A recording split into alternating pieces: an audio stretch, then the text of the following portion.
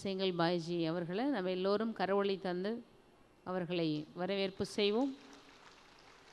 நல்ல ஜோரா நமக்காக பொன்விழா ஆண்டை சிறப்பாக நடத்தி கொடுக்கணுன்னு நம்முடைய மதுரை பரிவாரத்துக்கு பெருமை சேர்க்கணும் அப்படின்றதுக்காக மதுபன் தபோ பூமியிலிருந்து அன்பு சகோதரர்கள் வருகை தந்திருக்கிறார்கள். அவர்களுடைய கோல்டன் ஜூப்ளி விஷஸ் வாழ்த்துக்களை நமக்கு தர இருக்கிறாங்க. அன்பு சகோதரர்களுக்கு மலர் பூங்கொத்து கொடுத்து வரவேற்பு செய்கிறார்கள். அன்பு சகோதரர் ராஜோகி மோகன் சிங்கல் பாய்ஜி நம்முடைய வருகை தந்திருக்கிறார்கள். சகோதரர் அவர்கள் சயின்டிஸ்ட் அண்ட் என்ஜினியரிங்கினுடைய சேர்பர்சனாக இருக்கிறாங்க. மேலும் நம்முடைய கார்னிங் பாடி அதனுடைய மெம்பர் RERF சொல்லும் ராஜ்யோகா அண்ட் எஜுகேஷன் ரிசர்ச் ஃபவுண்டேஷன் அதனுடைய மெம்பர் கார்னிங் பாடியில் பிரம்மகுமாரிஸ் ஹெட் குவார்ட்டர்ஸ் மேனேஜ்மெண்ட் கமிட்டியினுடைய மெம்பராக இருக்கிறாங்க. Academy for a better world இதனுடைய கோஆர்டினேட்டர். கியான் சரோவர் மவுண்ட் ஆபூவில் இருக்குது. அதனுடைய சயின்டிஸ்ட் இன்ஜினியரிங் விங்கினுடைய நியூஸ் இருக்குது, அதனுடைய எடிட்டராகவும் இருக்கிறாங்க.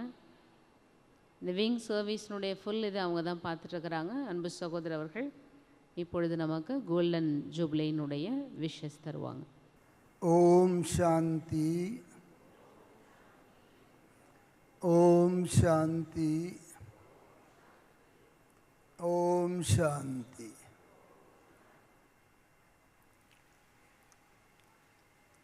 सबसे पहले तो मैं आपसे क्षमा मांगता हूँ कि आपकी तमिल भाषा में मैं नहीं बोल सकता, जिसके कारण आपको कष्ट होगा, लेकिन हिंदी में उसका ट्रांसलेशन करने वाली हिंदी से तमिल में बहन जी हैं, वो आपका जिस्ट जो है वो आपको बता देंगे।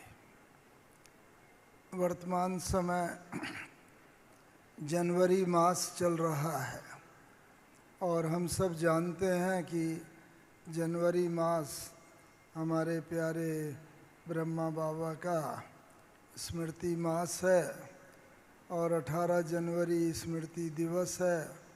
और अभी हम सब लोगों ने रिसेंटली उस दिवस को एक योग दिवस के रूप में मनाया होगा और बाबा की याद हम सबके दिल में वैसे तो पूरे मास में रहती है, लेकिन उस दिन विशेष रही होगी। और मुझे ये परम सौभाग्य मिला है कि मैं ब्रह्मा बाबा के साथ लगभग 7 वर्ष तक रहा हूँ। और I have been with Brahma Baba for around 7 years, and in between number of times I have been with Baba at Kanpur, at Delhi twice, and in Madhuban number of times. So I feel that since I was with Brahma Baba, I have a long memory how I passed my golden days with Baba. And though I was with Brahma Baba, but the special thing was that during 17th and 18th January, the drama was like this, that I was with Baba, though I was working in Assam, but I came to Madhuban, and during these 2 last days of Sakar Brahma Baba, I was with him. And so Brahma Baba, I have got number of memories of during these 2 days. And I have been able to see Brahma Baba's Karmatit stage. And that Karmatit stage is still deeply impressed in my mind, and though we all cherish to attain Karmatit stage, but these days since I was there, it was my fortune to be able to see from these my own eyes Brahma Baba's Karmatit, Avyakt and Farishta Swarup stage, some of which I want to mention, because we all cherish to be like Brahma Baba, and so I will like to share some of my views in the very small period whatever I have been allotted to share with you. I saw that Brahma Baba was becoming Karmatit, especially though I was with Brahma Baba since 1962. When I came in knowledge, it was 1962. At that time I was studying in Lucknow University doing graduation, and that was the period when I came in contact with Baba. And during that stage, I met Baba 3 times, as I said, once in Kanpur and twice in Delhi. And I saw that Brahma Baba's magnetic pull I experienced number of times, because Brahma Baba was almost the embodiment of the angelic stage. And during that stage I saw, and Baba used to spread his arms like that. Oh, my sweet children, please come. Oh, so such was the magnetic pull of Baba that we used to be pulled in his arms and became bodiless. That used to be our first meeting, and not only mine but all those who used to come at that time. They used to feel, as soon as they used to come in Baba's arms, they used to feel that as they are in another world.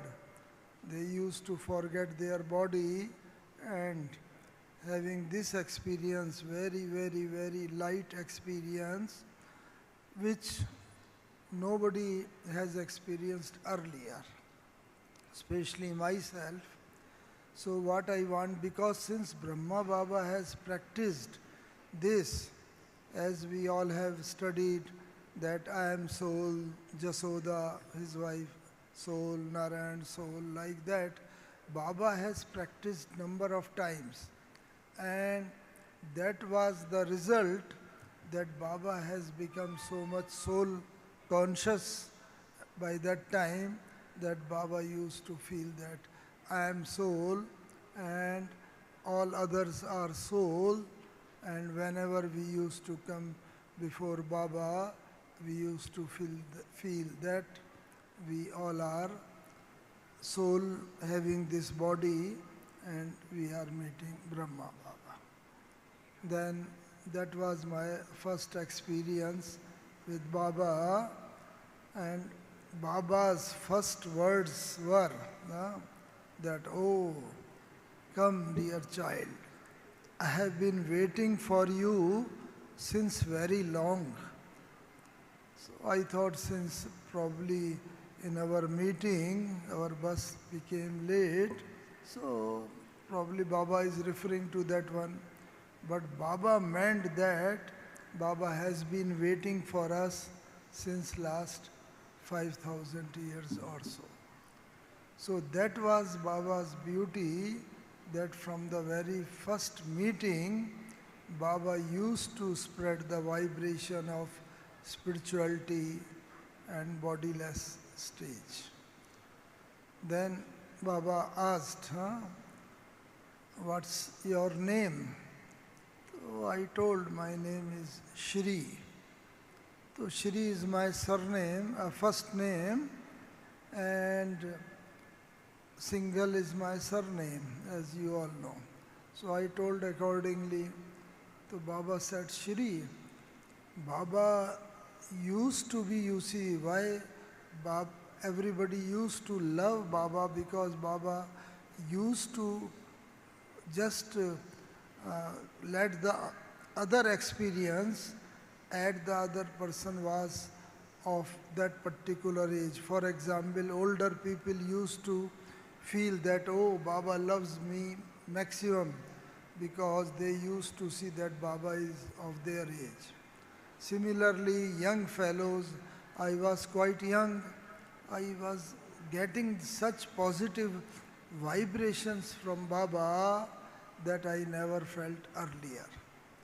And similarly, the child used to feel that as Baba loved them maximum.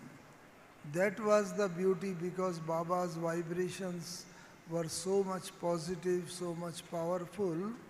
And when I told my name, that Baba told with such jolly mood, oh, you are Shri? I said, yes. Baba said, oh, even Brahma Baba cannot put Shri in his name. How is it that you have put this Shri title with you? So I couldn't understand. Then Baba called Dadis, oh Gange Dadi, come here near me. The other fellows, they were called. And accordingly, the Brahma Baba explained then. You see, one is entitled to be called Shri, because when one's soul as well as body, both are pure, like deities, Ram, Sita, Lakshmi, Narayan, Radha, Krishna, the deities whose soul as well as body is pure. And we all know our body is a product of vices, and our soul has also become vicious after playing part in this world drama. So we all are vicious fellows now in the end of Kali Yuga, and only deities are entitled to have this name. So Baba explained that Baba now gives you the name Mohan. What is my name today in Brahman's family, as they called, Baba give you the name Mohan, and you have to become like Shri. So Shri is your motto to become, and presently your name is Mohan. So since then I am called as Mohan in our divine family. This I am talking you of 1962-63. You see, so much, more than 60 years have passed, and I am in this knowledge, and I had the good fortune to be with Baba. So Baba has changed all of our name also, you see. And that we have to keep in mind, that we all are Brahmins and this is my name.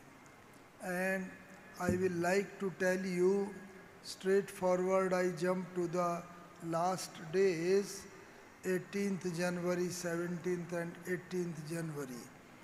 Earlier, whenever we used to meet Baba, Baba used to ask, yes, anything you want to ask, whatever the question used to be in our mind, we used to ask Baba, and Baba used to give reply.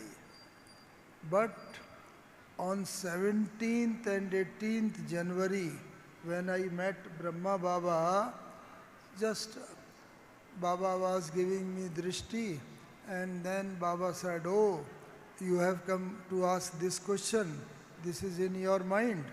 Okay, do like this and it will happen like this. So I was not required to speak even a single word. Baba read my mind, whatever was going in my mind and heart, and Baba gave the reply. And this happened 6 times during 17th and 18th January 1969, when I was in Madhuban and when Baba left the body. So this was my fortune. When I met Baba on 17th, 18th January, I had the Baba's Karmatit and final stage. And that what I saw, one thing I revealed that Baba, and Baba has said in Murlis also number of times, कि when one become Karmatit, one will be able to read the mind of the people when they come, what is in their heart, and reply their questions. This was the first thing. Without speaking, we all have to become like this. Second thing, I felt that Baba, since that day on 18th January morning class, Baba came, but Baba did not give Murli and conducted only yoga. Then Baba left.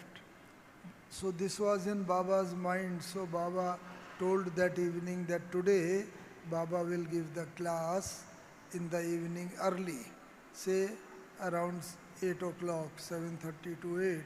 So everybody comes in the class after taking the food, because Baba was knowing that this is going to be my last meeting with the children. So Baba called everybody and all took their food early that day, and we all came in history hall in the classroom in Madhuban, and then Baba just conducted the Murli class. So that was another thing that like Brahma Baba, Baba attained the Karmata stage, we will also have the idea about this one, that when I am going to leave the body. Ichha Mrityu, it is said, we will, if like worldly people we all die, everybody has to leave the body. If we do just leave our body like that, then what is the difference? So by our yoga power we will be knowing that yes, now this is the time for me to leave this body and go. So this we keep in mind. Our mind, we have to keep it very clear. So this was my another experience of Baba of 18th January. Third day Baba finished all his works, like giving reply to the letters, etc. So we should also try to see that nothing is pending. No work is pending, because if some pending work is there, then it is quite likely that because that work is there pending, that will come in the end in my mind when I leave the body, and when I am going to leave the body at that time, nothing should be in our mind except Baba. If that pending work is there or some person is there to whom we love greatly, or depending on our liking or disliking, if somebody come to our mind, then naturally that person will come to our mind. So that I should keep always in mind. So these things are such that Baba, in the end, on 18th January, when Baba gave the class, finished all his work, and when Baba left the body, when Baba was, after conducting the class, Baba came to the door steps. Okay, Baba takes leave from all of you. Just, Baba never uttered these words, Baba is taking leave. But only on that day Baba told, okay, Baba is taking leave from all of you. And then Baba went to his room, and his arms, left hand, right hand, they with the Dadi's hand, and Baba left the body. So this shows that we should be able to leave the body as per our wish. This is the Brahman's last karmatita stage, which I have seen myself from our eyes, Brahma Baba leaving the body. Because that day, just because Dadi took her, we also went later on with Dadi, and I saw how Baba left the body and Brahma Baba. And after that, you see, then though the doctor came and gave the certificate like that, but Baba's body was just like, even after 2-3 days, Baba left the body on 18th, and then Baba, my time is jumping, so I would like to finish. So Baba left the body, but Baba's body, the grace of yoga power was so much that it was just nothing blackishness, no bad smell coming from the body, and it was looking like as Baba is sleeping. So that is the victory over these 5 elements of nature, which actually Baba conquered due to by his yogic power. So this body, and that we saw also on that day, that Baba has no sore throat, no problem, and Baba's. So karmatit stage, what I had seen from my eyes, this stage we all have to achieve. And if there are more number of things which I have seen during these 2 days, but time is over and I will take your leave. And I wish very much that we all become karmatit like Brahma Baba, as Baba has become, leaving his body, and all the works, we get a lesson that we should not leave this body having the works in our mind.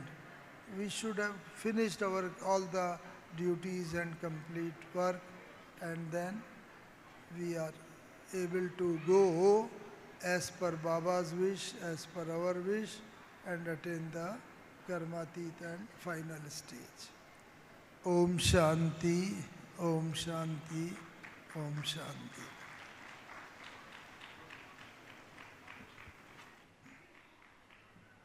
Baiji நமக்கு சொன்னாங்க, பிரம்மா பாபா கர்மாதித் நிலையை அடைகிறதுக்காக அவங்க ப்ராக்டிஸில் இருக்கும்போது, அந்த நிலையில் இருக்கும்பொழுது எனக்கு நிறைய இம்ப்ரெஸ் ஆனது. நான் அவங்கள பார்த்து ரொம்ப ஆச்சரியப்பட்டேன். என்னுடைய பாக்கியம் ஒரு சௌபாகியன்றதை நான் ஃபீல் பண்ணேன். பிரம்மா பாபாவுடைய கர்மாதித் அவ்யக்த ஃபரிஸ்தா நிலைன்றது தன்னுடைய பக்கம் ஆக்கர்ஷிக்கக்கூடியதாக இருந்தது. நான் அதோடைய அனுபவத்தை உங்கள்கிட்ட ஷேர் பண்ணுறேன் அப்படின்னு பாய்ஜி ஆரம்பித்தாங்க. நம்ம எல்லாருமே, அதாவது நான் சின்ன வயசில் படிக்கக்கூடிய நேரத்தில் நான் பிரம்மா பாபா பார்த்தேன். இப்போ கான்பூரில் டெல்லியில் தான் நான் ஃபஸ்ட்டு சந்தித்தேன். நான் படிச்சுட்டு இருக்கக்கூடிய காலத்தில் அந்த நேரம் எனக்கு ஃபரிஸ்தா சொரூபத்தில் இருக்காரு அப்படின்ற ஒரு அனுபவம் அடிக்கடி ஏற்பட்டது.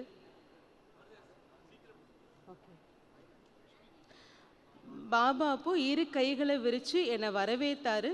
உடனே நான் எல்லாருடைய அந்த பாபா பார்த்த உடனே அப்படி ஒரு அனுபவம் கிடச்சிது. அனைவருமே இந்த உடலை மறந்து வேறு ஒரு அவ்வியக்த உலகத்துக்கு போனால் எப்படி இருக்கும் அந்த ஒரு அனுபவத்தை நான் செஞ்சேன். பாபா பலமுறை அசரீரி நிலை பயிற்சி நான் அவங்கள பார்க்கும்போது செஞ்சேன். இப்படி ஃபரிஸ்தா நிலையுடைய ப்ராக்டிஸை பாய்ஜி நமக்கு நிறையவே ஷேர் பண்ணாங்க. அதுதான் நமக்கு அடிக்கடி இன்றைக்கி ப்ராக்டிஸ் கொடுத்தாங்க. நம்மளும் கூட உடலை மறந்து ப்ராக்டிஸ் பண்ணோம். இந்த அட்டாரக் ஜான்வரினாலே நம்ம அவ்வியக்த நிலையுடைய அனுபவத்தை செய்யக்கூடிய மாதம் இது. நம்ம அதிகமாக யோகத்தில் இருந்து நம்ம இந்த பயிற்சியை நம்ம கொண்டு வரணும். இதான் பாய்ஜி ரொம்ப ரொம்ப ஷார்ட்டாக நமக்கு சொல்லியிருக்காங்க. ஓம் சாந்தி. ராஜயோகினி லக்ஷ்மி தீதிஜி அவர்கள் சேவையாற்றுகிறார்கள். நம்முடைய சாந்தா தீதிஜிக்கு ரொம்ப ரொம்ப ஒரு க்ளோஸ் ஃப்ரெண்டுன்னு சொல்லலாம். தமிழகத்தினுடைய சேவையில் அவங்களுக்கு ரொம்ப ஒரு பெரிய பங்கும் இருக்கிறது. நம்முடைய மூத்த சகோதரிகளோடு இங்கே பல சேவையினுடைய கிளைகள் திறப்பதற்கு அவர்கள் நிமித்தமாக இருந்திருக்கிறாங்க. நம்ம எல்லோரும் கரவொலி கொடுத்து அவங்கள நல்ல ஒரு வரவேற்பு செய்வோம். தெய்வீக சகோதரி அவர்கள் நிறைய இடங்களில் சவுத் இந்தியாவில் அவங்களுடைய பங்கு இந்த ஆன்மீக சேவையில் மிகப்பெரிய ஒரு பங்காக இருந்தது. நிறைய கிளைகள் பிரம்மகுமாரிகள் அமைப்பினுடைய கிளைகள் தொடங்குறதில் அவங்களுடைய பங்கு அளப்பரியது. நிறைய பாத யாத்திரைகள் செய்திருக்கிறாங்க. Women empowerment, rise and fall of Bharat, இது போன்ற தலைப்புகளில் பாத யாத்திரை செய்து பாபாவுடைய பிரத்யக்ஷதா இந்த சேவையை அவங்க ரொம்ப அற்புதமாக செய்தார்கள். அவர்களுடைய வாழ்த்துக்களை இப்பொழுது நாம் செவிமடுப்போம். ओम शांति, ओम शांति।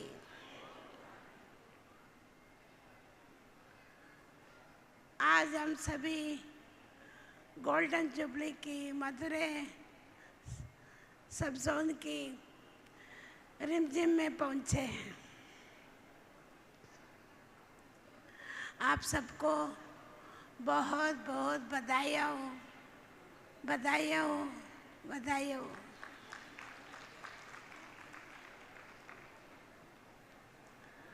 आज बाप दादा हम सब बच्चों को चारों सब्जेक्ट का अनुभवी मूर्त बनने के लिए ध्यान खिंचवाया है। हमारा जीवन का 4 सब्जेक्ट गॉडली स्टूडेंट लाइफ में, ये 4 सब्जेक्ट हर दिन इस पर हमारा बहुत अटेंशन होना चाहिए।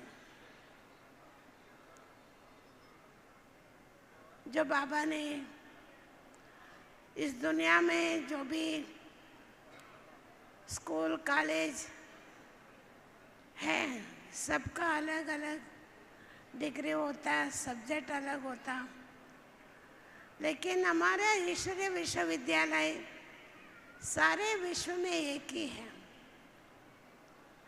तो इस ईश्वरीय विश्वविद्यालय में जो स्टूडेंट पढ़ रहे हैं, बच्चों से लेकर वृद्ध तक, सबको 4 सब्जेक्ट पर बाबा रोज पढ़ाता है। ज्ञान माना ही ज्ञान का सब्जेक्ट, पहला सब्जेक्ट ज्ञान सागर बाबा ने हमें हर रोज ज्ञान की रोशनी से हमारे जीवन को चमका रहे हैं, समझ दे रहे हैं। आप सब इस दुनिया के आदि मध्य अंत का ज्ञान में बेसमझ थे। बाबा हर रोज हम बच्चों को इस ज्ञान के सब्जेक्ट में समझ दे करके हमारा जीवन में रोशनी फैला रहे हैं। जो भी अंधकार था हमको कैसे देखना, कैसे बोलना, कैसे सोचना, कैसे रहना, गृहस्थ कैसे चलाना, व्यवहार कैसे करना, इन सब बातों को बाबा ने समझ दिया है। हर एक बाबा के बच्चे किसी के भी संबंध में, संपर्क में आते हैं तो कैसे आना? पहले हमें जाति धर्म को देखते थे या उनका डिग्री, पद, पोजीशन को देखते थे, लेकिन अभी जिस किसी को भी देखते हैं, चाहे लौकिक चाहे अलौकिक, सबको देखने की दृष्टि बाबा ने समझ दिया, ज्ञान दिया, आत्मिक दृष्टि से देखने का, आत्मा समझ करके बोलने का, आत्मा के साथ बोलने का। ये कितना अद्भुत है। सुनना भी आत्मा के साथ, बोलना भी आत्मा के साथ, देखना भी आत्मा को, सोचना भी आत्मा स्थिति से। ऐसे कोई दुनिया में कोई नहीं पढ़ा रहे हैं। ये जीवन को सर्वश्रेष्ठ बनाने की विधि इस ज्ञान के सब्जेक्ट में ज्ञान सागर बाबा हमें हर रोज सिखाता है। हम सबको देखते थे, सबकी कमी कमजोरी पहले दिखाई पड़ता था। बाबा ने ऐसा हमें दृष्टि दिया है सबके गुण देखने का, सबके अंदर अच्छाई देखने का, सबको पवित्र दृष्टि से देखने का। हमारा मन कितना शुद्ध हो जाता, पवित्र हो जाता, संतुलन में रहता है, सकारात्मक चिंतन करता है, सद्भावना होती है, तो हमारा मन से डायरेक्ट परमात्मा के साथ हमारा बुद्धि जुड़ सकता है। जब तक आत्मा की दृष्टि, आत्मा का ज्ञान को हमारे अंदर रियलाइज नहीं करते हैं, तब तक परमात्मा के साथ हमारा बुद्धि जुड़ नहीं सकता। तो इसलिए पहला सब्जेक्ट में ही पहला ज्ञान हमें सेल्फ रियलाइजेशन कराया बाबा ने।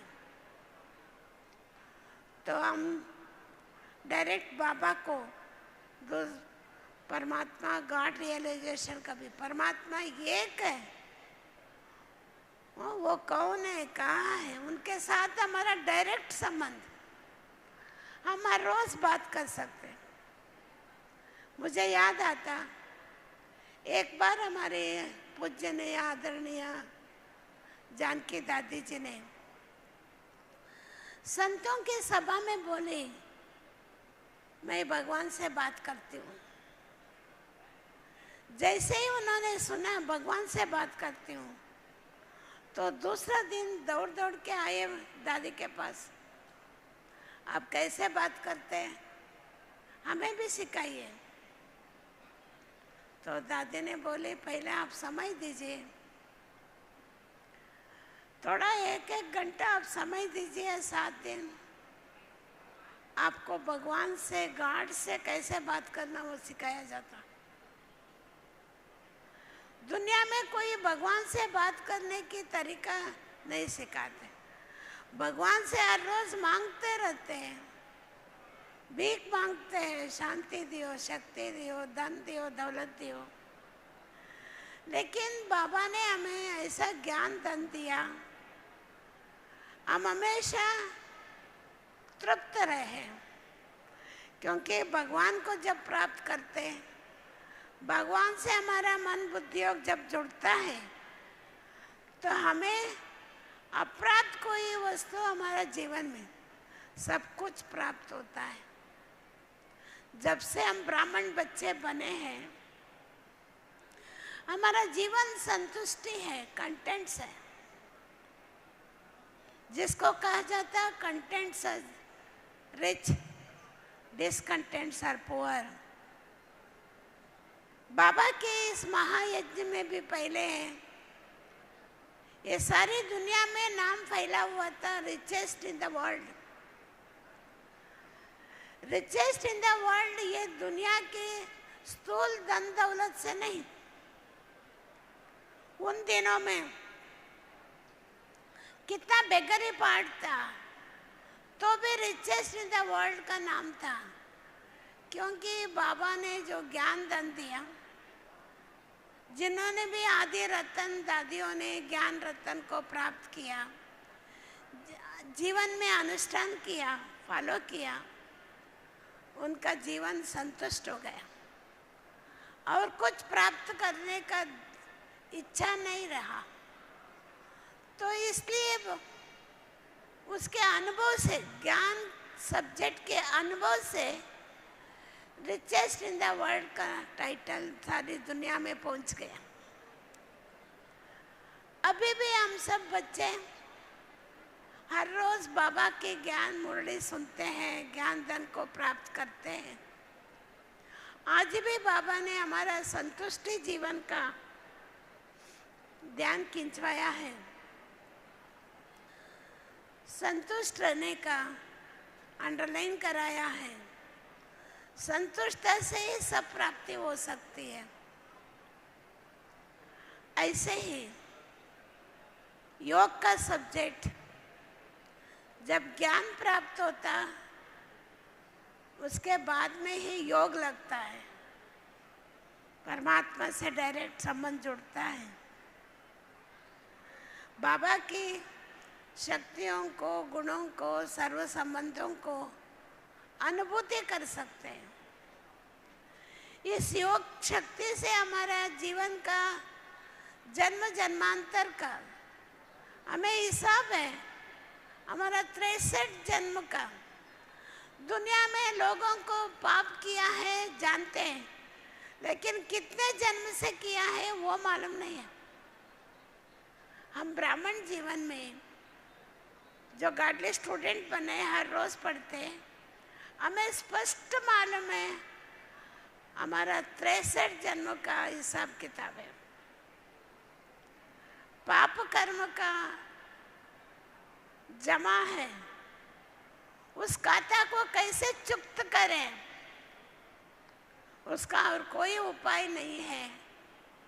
एक बाबा को, परमात्मा को याद करे, दिल से सब कुछ भूल जाए, तभी हम हमारा कर्मों का, विकर्मों का, पापों का हिसाब किताब चुक्त कर सकते हैं, भस्म कर सकते हैं।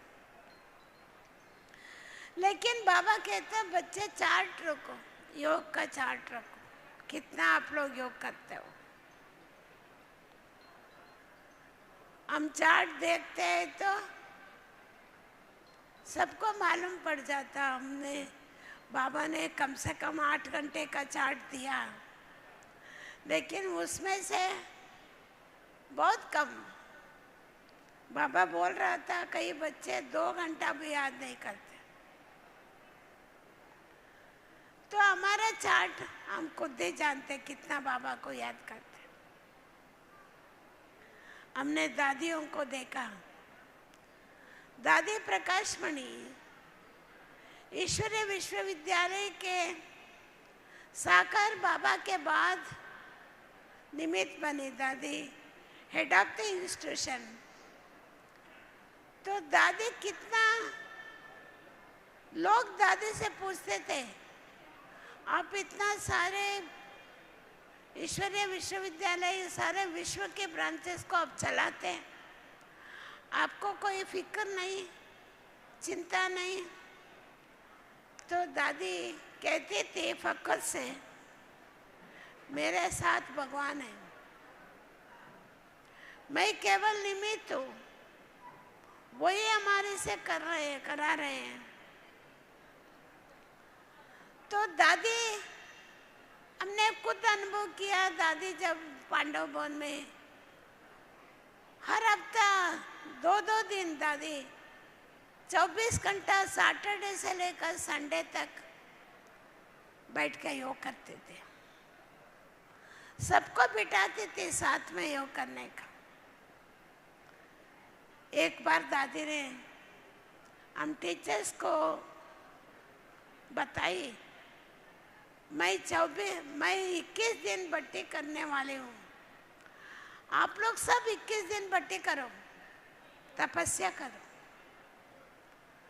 मुझे बहुत खुशी हुई, दादी जैसे बोली वैसे मैंने खुद निर्णय किया, मैं 21 दिन मौन तपस्या करूँगी। तो जैसे ही मैं आकर के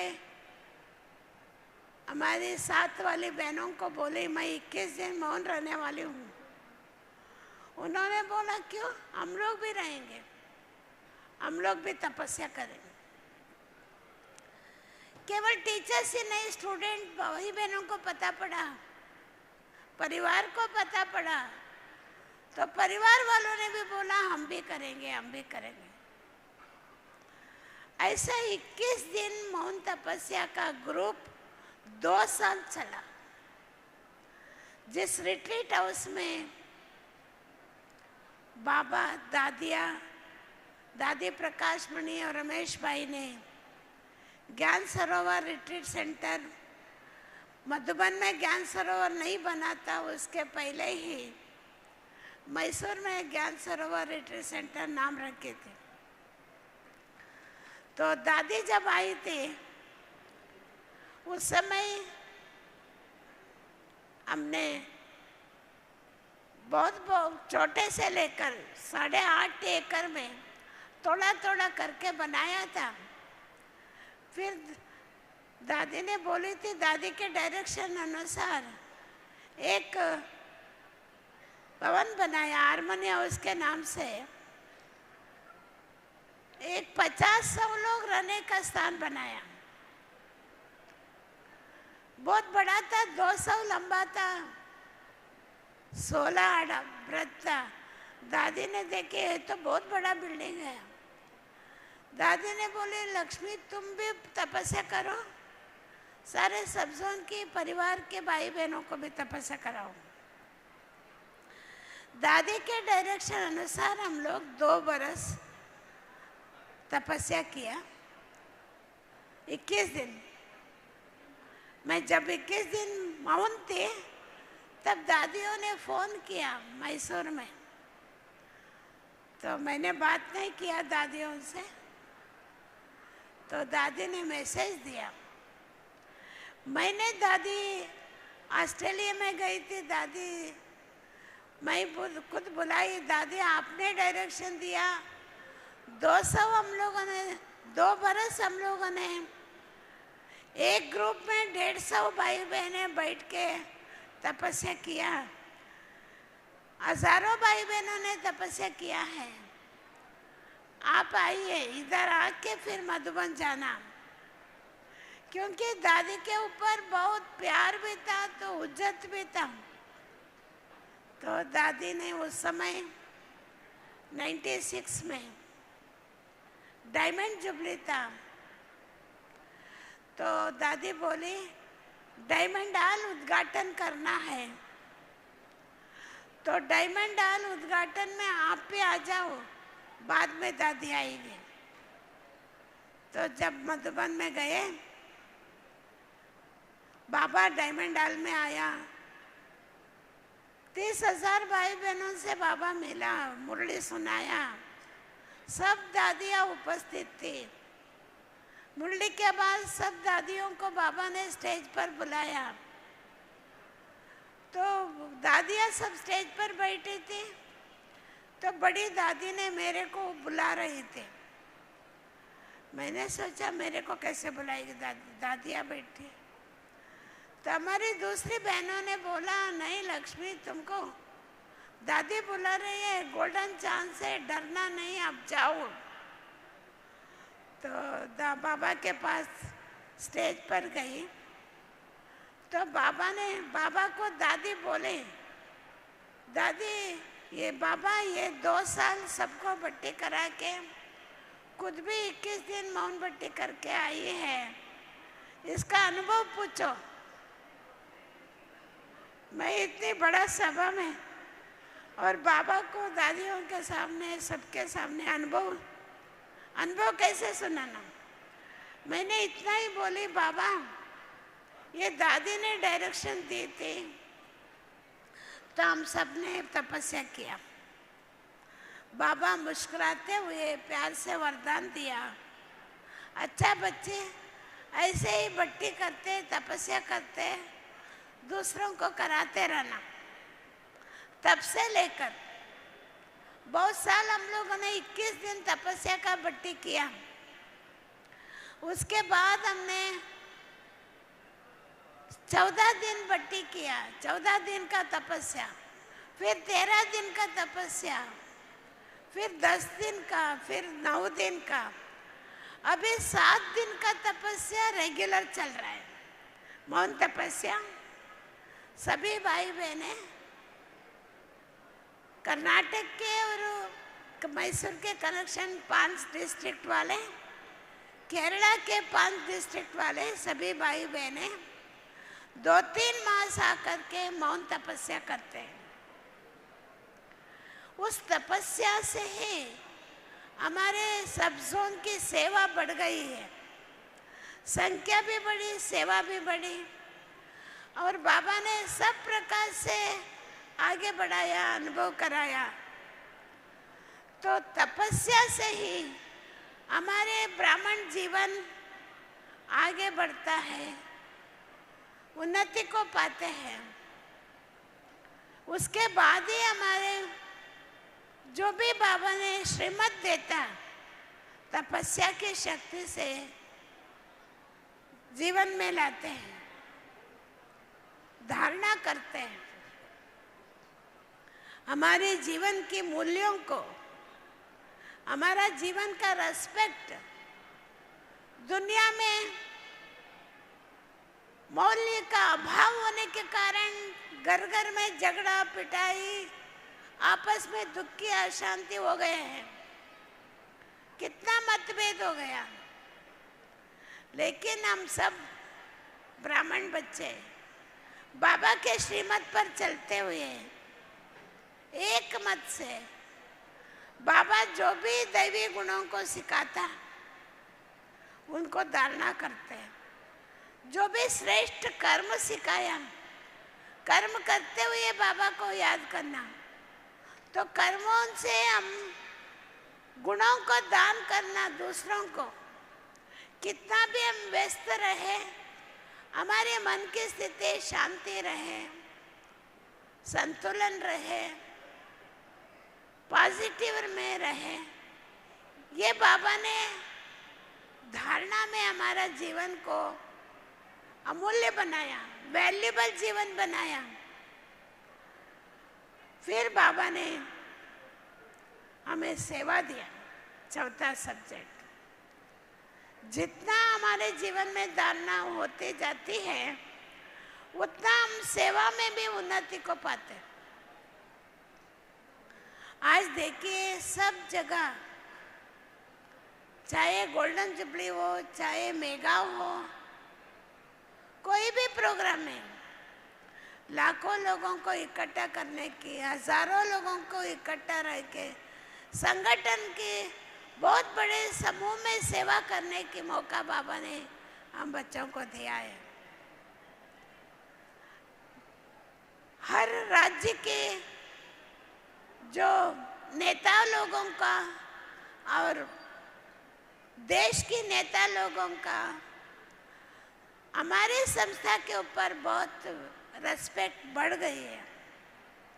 वे सब हमारे साथ सहयोगी बन के बाबा की सेवा को आगे बढ़ाने की मदद कर रहे हैं। तो ये सब कहाँ से हुआ, कैसे हुआ? ये बाबा करा रहा है। मैं देखी हूँ, हमारी बड़ी दादी इतना निर्माण चित्त थी, निर्मल स्वभाव थी, निर्मल वाणी, निमित्त, निर्माण और निर्मल वाणी दादी का। तो हम सब बच्चों को ये दादी ने अपना आदर्श जीवन से सिखाई है। हम जो भी करते हैं हम निमित्त बन के करें। ये बाबा हमने निमित्त बनाया, बाबा करा रहा है। ट्रस्टी होके चलने का बाबा ने सिखाया, वो दादियों ने प्रैक्टिकल किया। हम उनको इन आंखों से देखा है तो हमारे जीवन में भी वो निमित्त बना, निर्माण चित्त और निर्मल वाणी आनी चाहिए। जितना हम दादियों का समान बनेंगे उतना बाबा के समीप बनेंगे। ऐसे हमारी पूज्य आदरणीय जानकी दादी भी कहती थी, मैं कौन, मेरा कौन, मुझे क्या करना। इसमें भी सारा सब्जेक्ट है। मैं कौन है, आत्मा का ज्ञान। मेरा कौन है, परमात्मा का ज्ञान। मुझे क्या करना, हमारा श्रेष्ठ जीवन धारणा और सेवा करना, सबसे आशीर्वाद लेना। ये सब दादियों ने खुद करके हमें सिखाई है। तो हमको भी हर रोज प्रश्न पूछना है खुद के साथ, मैं कौन, मेरा कौन, मुझे क्या करना। ऐसे हमारी आदरणीय गुलजार दादी भी कहते थे, खुशी में रहना, सबको खुशी बांटते रहना, तभी हेल्दी भी रहेंगे, वेल्दी भी रहेंगे। देखिए हमारा हेल्थ, खुशी के बिना हमारा हेल्थ कैसे होगा। हम हमेशा बीमार ही रहेंगे, अशांति, दुखी, ये क्या, यही बीमारी है हमारा। रोगी जो बीमारी वाले दुखी होते हैं, ऐसे खुशी नहीं तो रोगी होते, बीमारी होते। ऐसे दादियों ने अपना जीवन हमेशा खुशी में रह के हम सबको, सारी दुनिया को खुशी बांट के अपने जीवन से हमारे जीवन को हेल्दी वेल्दी बनाया है।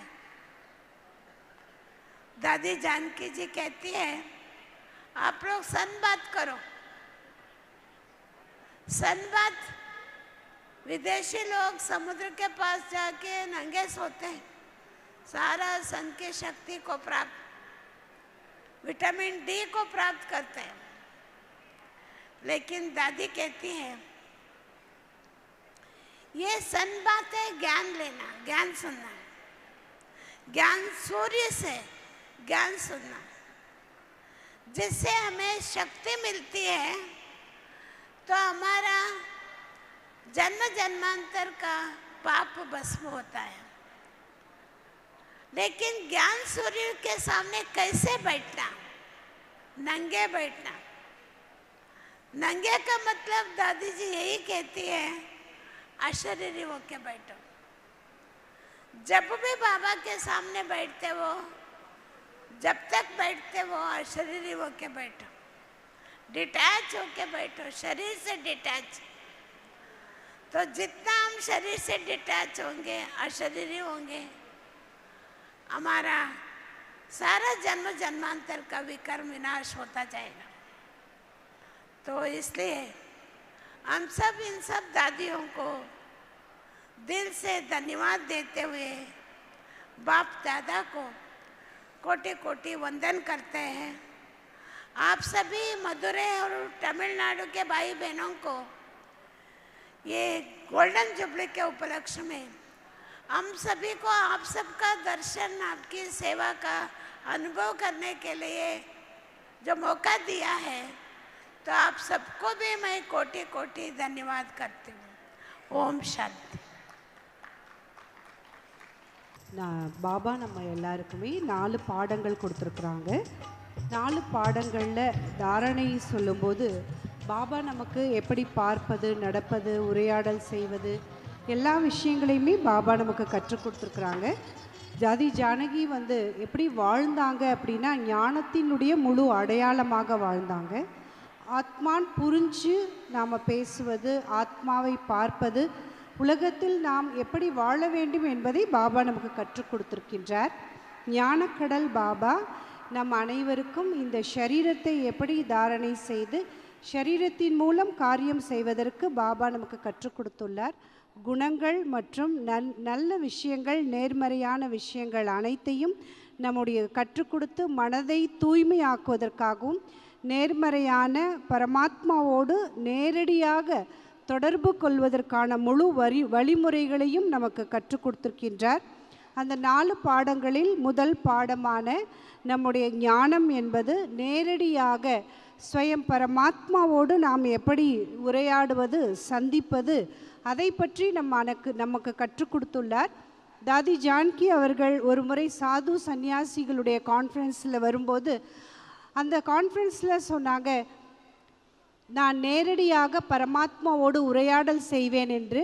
அப்போது அடுத்த நாள் அந்த சந்நியாசிகள் அனைவருமே வந்து, நீங்கள் எப்படி நேரடியாக இறைவனோடு சந்திப்பு செய்கிறீங்க, உரையாடல் செய்கிறீங்க, எங்களுக்கு நீங்கள் சொல்லி கொடுங்கன்னு சொல்லி அந்த சாது சந்நியாசிகள் சொன்னாங்க. இப்போ இது எல்லாமே பார்க்கும்போது பாபா நமக்கு அந்த அளவுக்கு உயர்ந்த ஞானம் கொடுத்துருக்கின்றார். இந்த ஞானத்தின் மூலம் நம்முடைய வாழ்க்கை திருப்தியாக இருக்கின்றது. மேலும் இந்த ஞானம் நம்மை செல்வந்தர்களாக ஆக்கியுள்ளது. அதனால்தான் யக்யத்தில் பாருங்கள், அநேக செல்வங்களுடைய குறைவு இருந்தாலும் பெகரி பார்ட்டின் பொழுது கூட ரிச்சஸ்ட்டு இன் தி வேர்ல்டுங்கிற நிலையை பாபா நமக்கு கொடுத்துருக்கின்றார். ஸோ ஸ்தூல பணம் அல்ல, ஞானம் என்ற செல்வம் தான் நமக்கு கிடைத்துள்ளது. திருப்தியாக இருக்கும்போது அந்த திருப்தி அனைத்து விதமான சுகங்களினுடைய அனுபவத்தையும் நமக்கு கொடுக்கும். 2வது பாடமான யோகா. யோகா என்பது ஞானத்தினுடைய ஆதாரத்தில் நாம் செய்வது. இறைவனுடைய நினைவின் மூலம் சக்தி குணங்களுடைய அனுபவம் நம்ம செய்கிறோம். ஜென்மத்தினுடைய பாவங்கள் அதன் மூலம் நீக்கப்படுகிறது. தாதி பிரகாஷ்மணி அவர்கள் ஒரு முறை கூறினார்கள், நாம் அனைவரும் தபஸ்யா செய்யணும், பாபாவோடு இணைந்து வாழக்கூடிய அனுபவத்தை நாம் செய்யணும் அப்படின்னு சொன்னாங்க. அதனால் நாங்கள் எல்லாரும் கர்நாடகா ஜோனில் இருக்கிற எல்லாருமே அதனுடைய முழு உறுதி எடுத்துக்கிட்டோம். அதில் நாங்கள் பர்சனலாக நான் 21 நாள் மௌன பட்டி இருக்கேன்னு சொல்லி தாதிஜி கிட்ட உறுதி கொடுத்து அதை நான் செய்தேன். அதை பார்க்கும்போது என் கூட இருந்த எல்லா சகோதரிகளும் செஞ்சாங்க. அதை பார்க்கும்போது பரிவாரமும் இந்த முயற்சியை செய்த உடனே இதன் மூலம் இது தொடர்ந்து 21 நாள் பட்டியானது 2 வருடங்கள் நடந்தது. 96 டைமண்ட் ஹால் ஓப்பனிங் பொழுது அவ்வக்த பாப்தாதாவின் சந்திப்பில் தாதி அனைவருமே அவ்வக்த பாப்தாதாவை சந்திப்பு செய்துட்டு இருந்தாங்க. திடீர்னு தாதி வந்து லக்ஷ்மி தீதியை கூப்பிட்டுருக்குறாங்க, இது ஒரு கோல்டன் வாய்ப்பு, மேலே ஏறி இந்த பாபாவை நம்ம சந்திக்கலான்னு. ஆனால் தாதிஜி சொன்னாங்க, 21 நாள் தபஸ்யா மௌன பட்டியினுடைய முழு அனுபவத்தை பாபா நீங்கள் இவங்கக்கிட்ட கேளுங்க, இவங்க 2 வருஷமாக செய்கிறாங்கன்னு சொல்லி. அப்போ பாப்தாதா என்ன வரதானம் கொடுத்தாருன்னா, நீங்கள் இதே போல் தபஸ்யா இடைவிடாது இந்த மௌன பட்டி தபஸ்யா நீங்கள் அவசியம் செய்யணும், இதன் மூலம் மென்மேலும் சேவையானது வளர்ச்சி அடையும்னு பாப்தாதா வரதானம் கொடுத்தாங்க. அதனுடைய விளைவாக நமக்கு பாபாவுடைய டைரக்ஷன் படி நாங்கள் கர்நாடகாவில் 21 நாள் 14 நாள் 7 நாள், கர்நாடகாவில் 5 டிஸ்ட்ரிக்ட்டும் கேரளாவில் 5 டிஸ்ட்ரிக்ட்டும் 2-3 மாதங்கள் வந்து இந்த அமைதி பட்டியை நாங்கள் எல்லாம் செய்ததுனால அதனுடைய விளைவாக சேவை அதிகரித்தது, சென்டரும் விஸ்தாரமானது. அதனால் நம்ம என்ன புரிஞ்சுக்கிறோன்னா, தபஸ்யாங்கிறது நம்முடைய வாழ்க்கையில் முன்னேற்றத்தை கொடுக்கும். பிராமணர்களாக இருக்கக்கூடிய நாம் ஒற்றுமை, ஒரு நிலையில் இருப்பதற்கான வழிமுறைகளை பாபா நமக்கு கற்றுக் கொடுக்கிறார். ஞானத்தின் மூலம்தான் நாம் தாரணை பாடத்தில் நம்ம வருகின்றோம். தாரணை என்று சொல்லும்போது பாபா நமக்கு நம்முடைய கர்மத்தின் மூலம் குணங்களை வெளிப்படுத்த கற்றுக் கொடுத்துள்ளார். நேர்மறையாக வாழ்வது, நேர்மறையான சிந்தனைகளோடு இருப்பது, அதை பாபாவிடமிருந்து நாம் கற்றுக்கொண்டுள்ளோம். இந்த தாரணையின் மூலம் சேவையானது அதிகரிக்கின்றது. அதனால் சேவை மென்மேலும் அதிகரிப்பதை நாங்கள் அனுபவபூர்வமாக நம்ம எல்லாருமே அனுபவிச்சிருக்கிறோம். நம்ம எல்லோருடைய அன்பிற்கும் மரியாதைக்கும் உரிய தெய்வீக சகோதரி ராஜ்யோகினி பிரம்மாகுமாரி ஆஷா தேவிஜி அவர்கள் வருகை தந்திருக்கிறார்கள். நம்ம எல்லோரும் நல்ல ஒரு உற்சாகமான ஒரு கரவொளி டெல்லி வரைக்கும் கேட்கணும். டெல்லி டெல்லி டெல்லி தலைமையகம் வரைக்கும் செல்ல வேண்டும். பொதுவாக நாங்கள் எல்லோரும் அவர்களை சொல்லுவோம். பிரம்மாகுமாரிகள் அமைப்பினுடைய ஒரு சிங்கம் என்று அவர்களுடைய நல்ல கரவொளி கொடுக்கலாம். சிங்கம் போல கர்ஜிக்கக்கூடிய ஒரு ஸ்பிரிச்சுவல் லீடர், அம்பாசிடர்,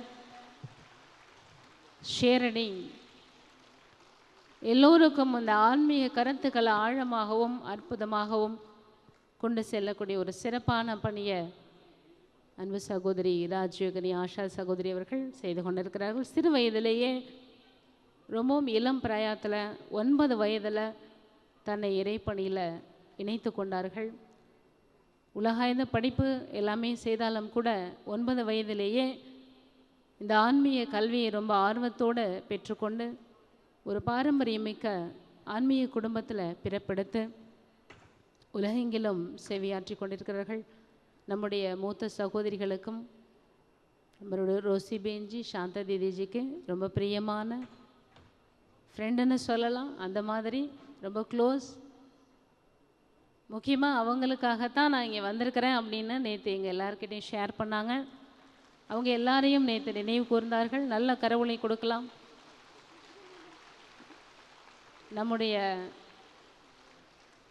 மூத்த சகோதரிகளுடைய ஒரு தியாகம், தபஸ்யா, இன்றைக்கி நம்ம இந்த மாதிரியான ஒரு உயர்வான ஒரு பொன்விழா நிகழ்ச்சியை கொண்டாடிட்டுருக்குறோம். மதுரை பூமியில், இந்த பாவனமான ஒரு பூமியில் சகோதரி அவர்கள் பல்வேறு விருதுகள் பெற்றிருக்கிறார்கள்.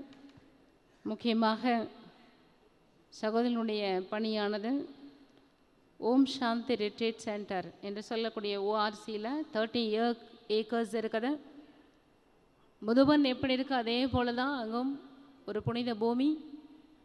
எல்லா தினங்களிலும் அங்கே ராஜயோக பயிற்சி வகுப்புகள், மாநாடுகள், சர்வதேச மாநாடுகள், வெளிநாட்டில் இருக்கக்கூடிய நிறைய மக்கள் அங்கே வந்து இறை ஞானத்தை பெற்றுக்கொண்டிருக்கிறார்கள். அதனுடைய ஒரு டைரக்டராக இருந்து கிட்டத்தட்ட ஒரு 500க்கும் மேற்பட்ட சமர்ப்பண சகோதர சகோதரிகள் அங்கே இருந்து சேவையாற்றி கொண்டிருக்கிறார்கள். அவர்களுக்கெல்லாம் ஒரு ரோல் மாடலாக, ஒரு தாயாகவும் இருந்து, தந்தையாகவும் இருந்து, முன்னோடியாக இருந்து வழிகாட்டி கொண்டிருக்கிறார்கள் அன்பு சகோதரி राजयोगिनी आशा दीदी जी अवरकल मैं नम्र निवेदन करती हूँ आशा दीदी को अपना good wishes golden jubilee Madurai सब जोन का अभी देंगे, हम सब सुनेंगे। ओम शांति। फूलों द्वारा हमारे प्यारे बहनें स्वागत करेंगे। जोरदार तालियां बजा के हम अपना खुशी प्रकट करेंगे। अच्छी तरह से बोलो। சொல்றீங்க கொஞ்சம் நல்ல விதத்துல சொல்லுங்க। ஓம் சாந்தி। வணக்கம்। வணக்கம்। சௌக்கியமா? சௌக்கியமான்னு கேக்குறாங்க। சௌக்கியமா? உங்கள் அனைவருக்கும் பொன் விழா ஆண்டு வாழ்த்துக்கள்। பாபா சூக்ஷ்ம லோகத்திலிருந்து வர்தானங்களின் மலை பொழிக்கிறார்। தீதிஜி நமக்கு தமிழ்லேயே அழகா நமக்கு சொல்றாங்க। प्यारे बाबा, அன்பான பாபா अपने தன்னுடைய महावीर மகாவீரர்கள் महारथी மகாரத்திகள்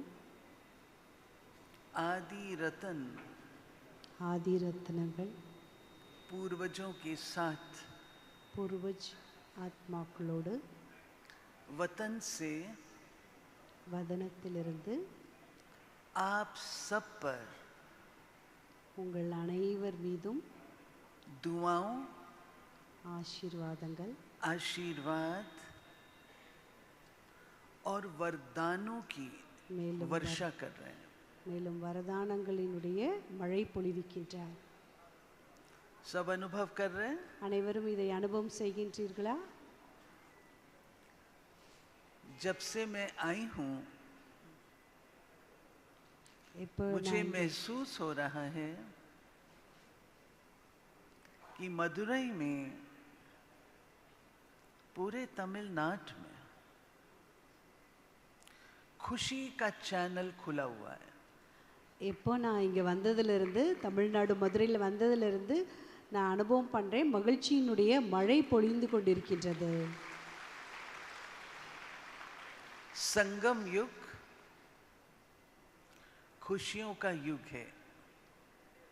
संगम युग प्राप्तियों का युग है. संगम युग मन इच्छित फल पाने का युग है. சங்கம யுகம் என்பது மகிழ்ச்சியான யுகம், மேலும் சங்கம யுகம் அனைத்து பிராப்திகளையும் அடையக்கூடிய யுகம். சங்கம யுகத்தில் நமக்கு நிறைவு இருக்கின்றது.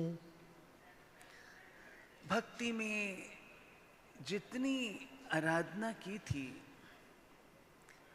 जितनी उपासना की थी, जितने व्रत किए थे, जितने तपस्या की थी, उन सब का फल बाबा संगम युग पर देता है. பக்தியில் நம்ம எவ்வளோ ஆராதனைகள் செய்தோம், எவ்வளோ பக்தி செய்தோம், எவ்வளோ பாடல் பாடினோம், எல்லா வேண்டுதல்களுக்குமே பிராப்தி பாபா நமக்கு இங்கே நமக்கு கொடுத்து விட்டார். आत्मा की प्यास क्या थी? ஆத்மாவினுடைய தாகம் என்னவாக இருந்தது? धन, धान्य, संपत्ति, नाम, मान, शान. 5000 वर्ष हमने लिया. செல்வம், பொருட்கள், பெயர், புகழ் இவைகள்லாம் வேணும்னு தான் தாகம் இருந்தது. सतयुग से लेकर जब तक बाबा मिला तब तक भौतिक प्राप्तियां खूब की. சத்தியுகத்திலிருந்து பாப்தாதா கிடைக்கும் வரை நமக்கு நிறைய பௌதீக பொருளினுடைய பலன் கிடைத்து கொண்டே இருந்தது. हम बाबा के पास जब आए तो बाबा ने आत्मा की प्यास बुझाई. எப்போ நம்ம பாபாவிடம் வந்து விட்டோமோ பாபா நமக்கு நம்முடைய அனைத்து தாகங்களையும் தீர்த்து விட்டார். वह अतीन्द्रिय सुख, वह शक्तियां, वह गुण जो हमने पूरे कल्प में भोग विलास करते समाप्त कर दिए थे, बाबा पुनः उसका भंडार खोल देता है. எந்த அத்தீந்திரிய சுகம், ஆத்மாவுடைய அனைத்து சக்திகளையும் நாம் முழு கல்பத்தில் எல்லாமே அனுபவித்து ஆத்மா காலி ஆயிடுச்சோ அதை பாபா முழுமையாக நமக்குள்ள அவைகளை நிறைத்து விட்டார். बाबा अब एक ही बात हम बच्चों से कहता है, तुमने बहुकाल बहुत प्रयास किए, बहुत कोशिश की, अब सिर्फ मेरी कोशिश को ही अपनाओ. பாபா நம்ம எவ்வளவோ விஷயங்கள் தேடிட்டு இருந்தோம். பாபா ஆனால் நமக்கு ஒரே ஒரு விஷயம் சொல்லி கொடுத்துருக்கார். நாம் எவ்வளவோ விஷயங்களை தேடினாலும் இப்போ பாபா நமக்கு என்ன சொல்கிறாங்களோ அதை நம்ம செய்ய வேண்டும். अगर हम सोचें, आज की मुरली को ही देखें, सर्व प्राप्ति संपन्न, कुछ भी पाने की इच्छा नहीं रहती. पाना था सो पा लिया, ये केवल ब्रह्मा बाबा ने नहीं कहा, हम सब बच्चों के दिल से निकलता है. पाना था सो पा लिया, अब कुछ पाने का शेष नहीं है. இன்னைக்கு முரளியில் கூட நம்ம எதை அடைய வேண்டுமோ அதை அடைந்து விட்டோம், சர்வ பிராப்தியும் சம்பன்னமாகிட்டோம். வரும் பிரம்மா பாபா மட்டும் தான் அடைய வேண்டியதை அடைந்து விட்டேன் என்ற பாடல் நம்ம அனைவருமே எதை அடைய வேண்டுமோ அதை அனைத்தையும் நாம் அடைந்து விட்டோம். और जब तक कुछ न कुछ अंश मात्र भी पाने की इच्छा रहती है तो हम रॉयल नहीं हैं। இப்போ வரைக்கும் நமக்கு ஏதாவது நம்ம அடைய வேண்டியது இருக்கின்றது, ஏதாவது ஒன்று ரெண்டு இருக்கு அப்படின்னா நாம் இன்னும் ராயல் ஆத்மா இல்லை. बाबा ने राजयोग सिखाया, रॉयल्टी। பாபா நமக்கு ராஜயோகம் கற்றுக் கொடுத்துள்ளார், அப்படின்னா ராயல்ட்டி கற்றுக் கொடுத்துள்ளார். हम दाता के बच्चे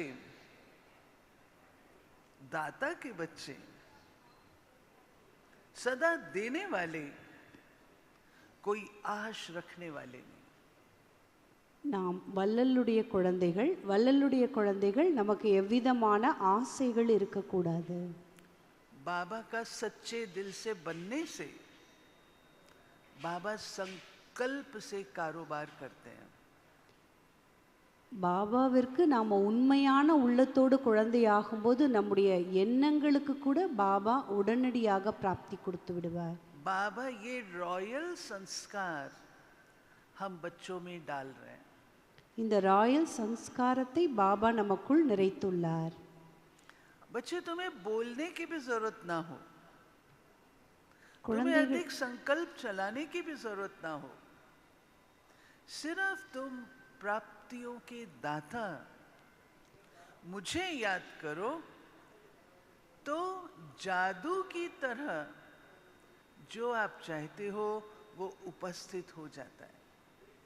நம்ம சங்கல்பா செய்ய வேண்டாம், நம்ம சொல்ல வேண்டாம், ஆனால் பாபா நம்மளை அவ்வளோ ராயலாக்கிட்டாங்க.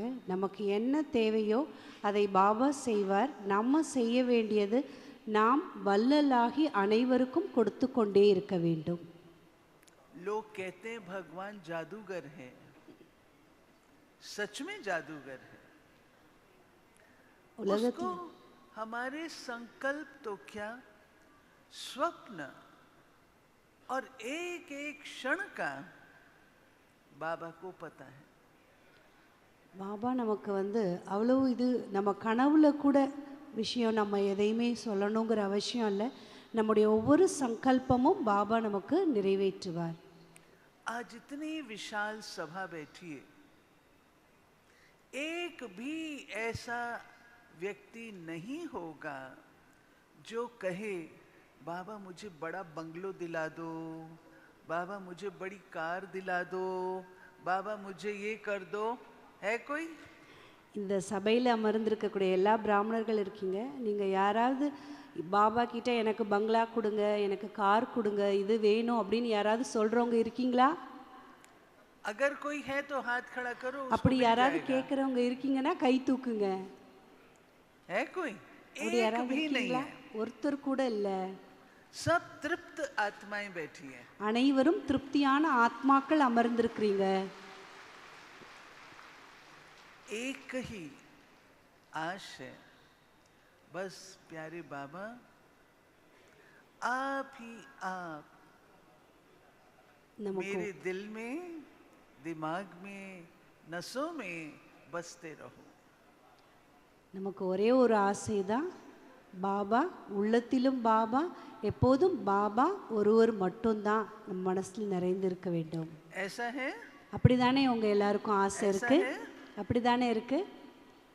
हमें कुछ नहीं चाहिए, இப்போ நமக்கு எதுவுமே இல்லை, எதுவுமே வேண்டாம், பாபா நீங்க மட்டும் போதும். मुझे पता लगा पूरे तमिलनाडु में 1008 घंटे की भट्टी रखी हुई है। எனக்கு தெரிய வந்தது தமிழ்நாட்டில் முழுமையாக 1008 மணி நேரம் யோகத்தினுடைய பயிற்சி நடந்துட்டு இருக்குங்கிறது எனக்கு தெரிய வந்தது. आपकी ये तपस्या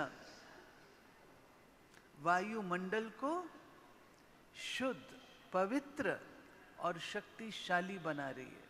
இந்த யோக பயிற்சி, இந்த யோக தபஸ்யாவானது முழு உலகத்தினுடைய வைப்ரேஷன், வாயு மண்டலத்தை பவித்திரமாக ஆக்குகின்றது. और इसका प्रमाण क्या है? प्रमाण है आपकी खुशी और हर्षित मुक्ता। நீங்கள் செய்யக்கூடிய அந்த தபஸ்யாவினுடைய விளைவு உங்களுடைய மகிழ்ச்சி தான் அதனுடைய பலனாகும். इस चीज को बाबा ने तपस्या कहा है। இதைதான் பாபா தபஸ்யா என்று கூறியுள்ளார்.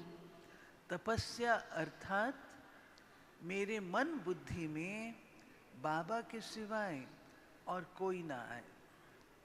தபஸ்யா என்றாலே நம்முடைய மனம் புத்தியில் ஒரு பாபாவை தவிர வேறு யாரும் இல்லை. भले हम पाठ बजाते हैं, सबके साथ मिलकर के रहना है, सबके साथ प्यार से रहना है, लेकिन दिल में किसी को नहीं बसाना है। அனைவருடன் நம்ம பார்ட் ப்ளே பண்ணணும், எல்லாரும் கூட சம்பந்தத்துலலாம் வரணும், ஆனால் உள்ளத்தில் யாரையும் உட்கார வைக்கக்கூடாது. आप बताओ शिव कुमार भाई, शिवालय कहाँ है? அப்போது சிவாலயம் எங்கே இருக்குது? बोलो। हमारे मद्रास के बैठे महारथी सामने, बोलो शिवालय कितने हैं? நம்ம மദ്രാസിனுடைய சகோதரர் அமர்ந்திருக்கார், சொல்லுங்க சிவாலயம் எங்கே இருக்குன்னு. कितने हैं शिवालय? எத்தனை சிவாலயங்கள் இருக்கு இங்க? आप सबका दिल शिवालय है। உங்கள் அனைவருடைய உள்ளமும் தான் சிவாலயம் ஆகும். जवाब दो। சொல்லுங்க, அதுதானே? दिल शिवालय है। உங்களுடைய உள்ளம் சிவாலயம் தானே? है शिवालय। சிவாலயம் தான்.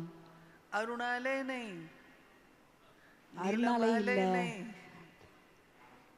मोहनालय नहीं, மோகனாலயம். शिवालय। சிவாலயம் தான் நம்முடைய உள்ளம். कहाँ है सबका शिवालय? அனைவருடைய சிவாலயம் எங்கே உள்ளது? कहाँ है बोलो? எங்கே உள்ளது சொல்லுங்க? आपका दिल है। உங்களுடைய உள்ளம். हनुमान जी ने दिल खोल के बताया था ना அனுமான் வந்து உள்ளத்தை திறந்து காமிச்சார் இல்லையா? कि मेरे दिल में सिर्फ राम बसता है।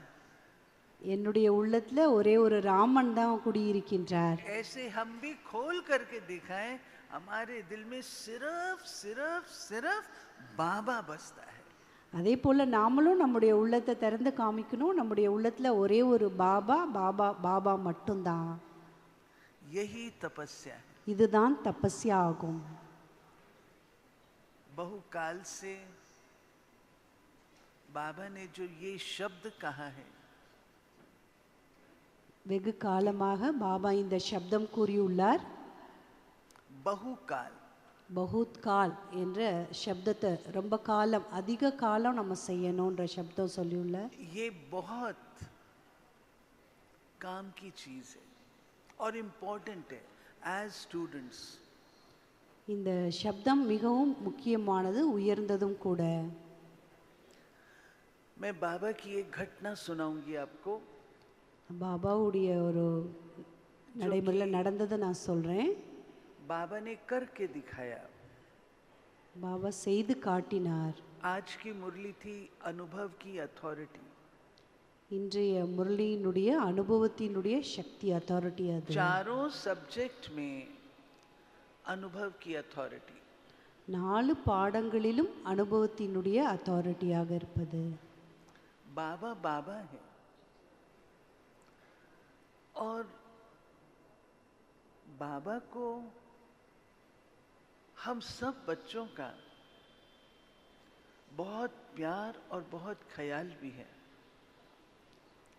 பாபா ब्रह्मा बाबा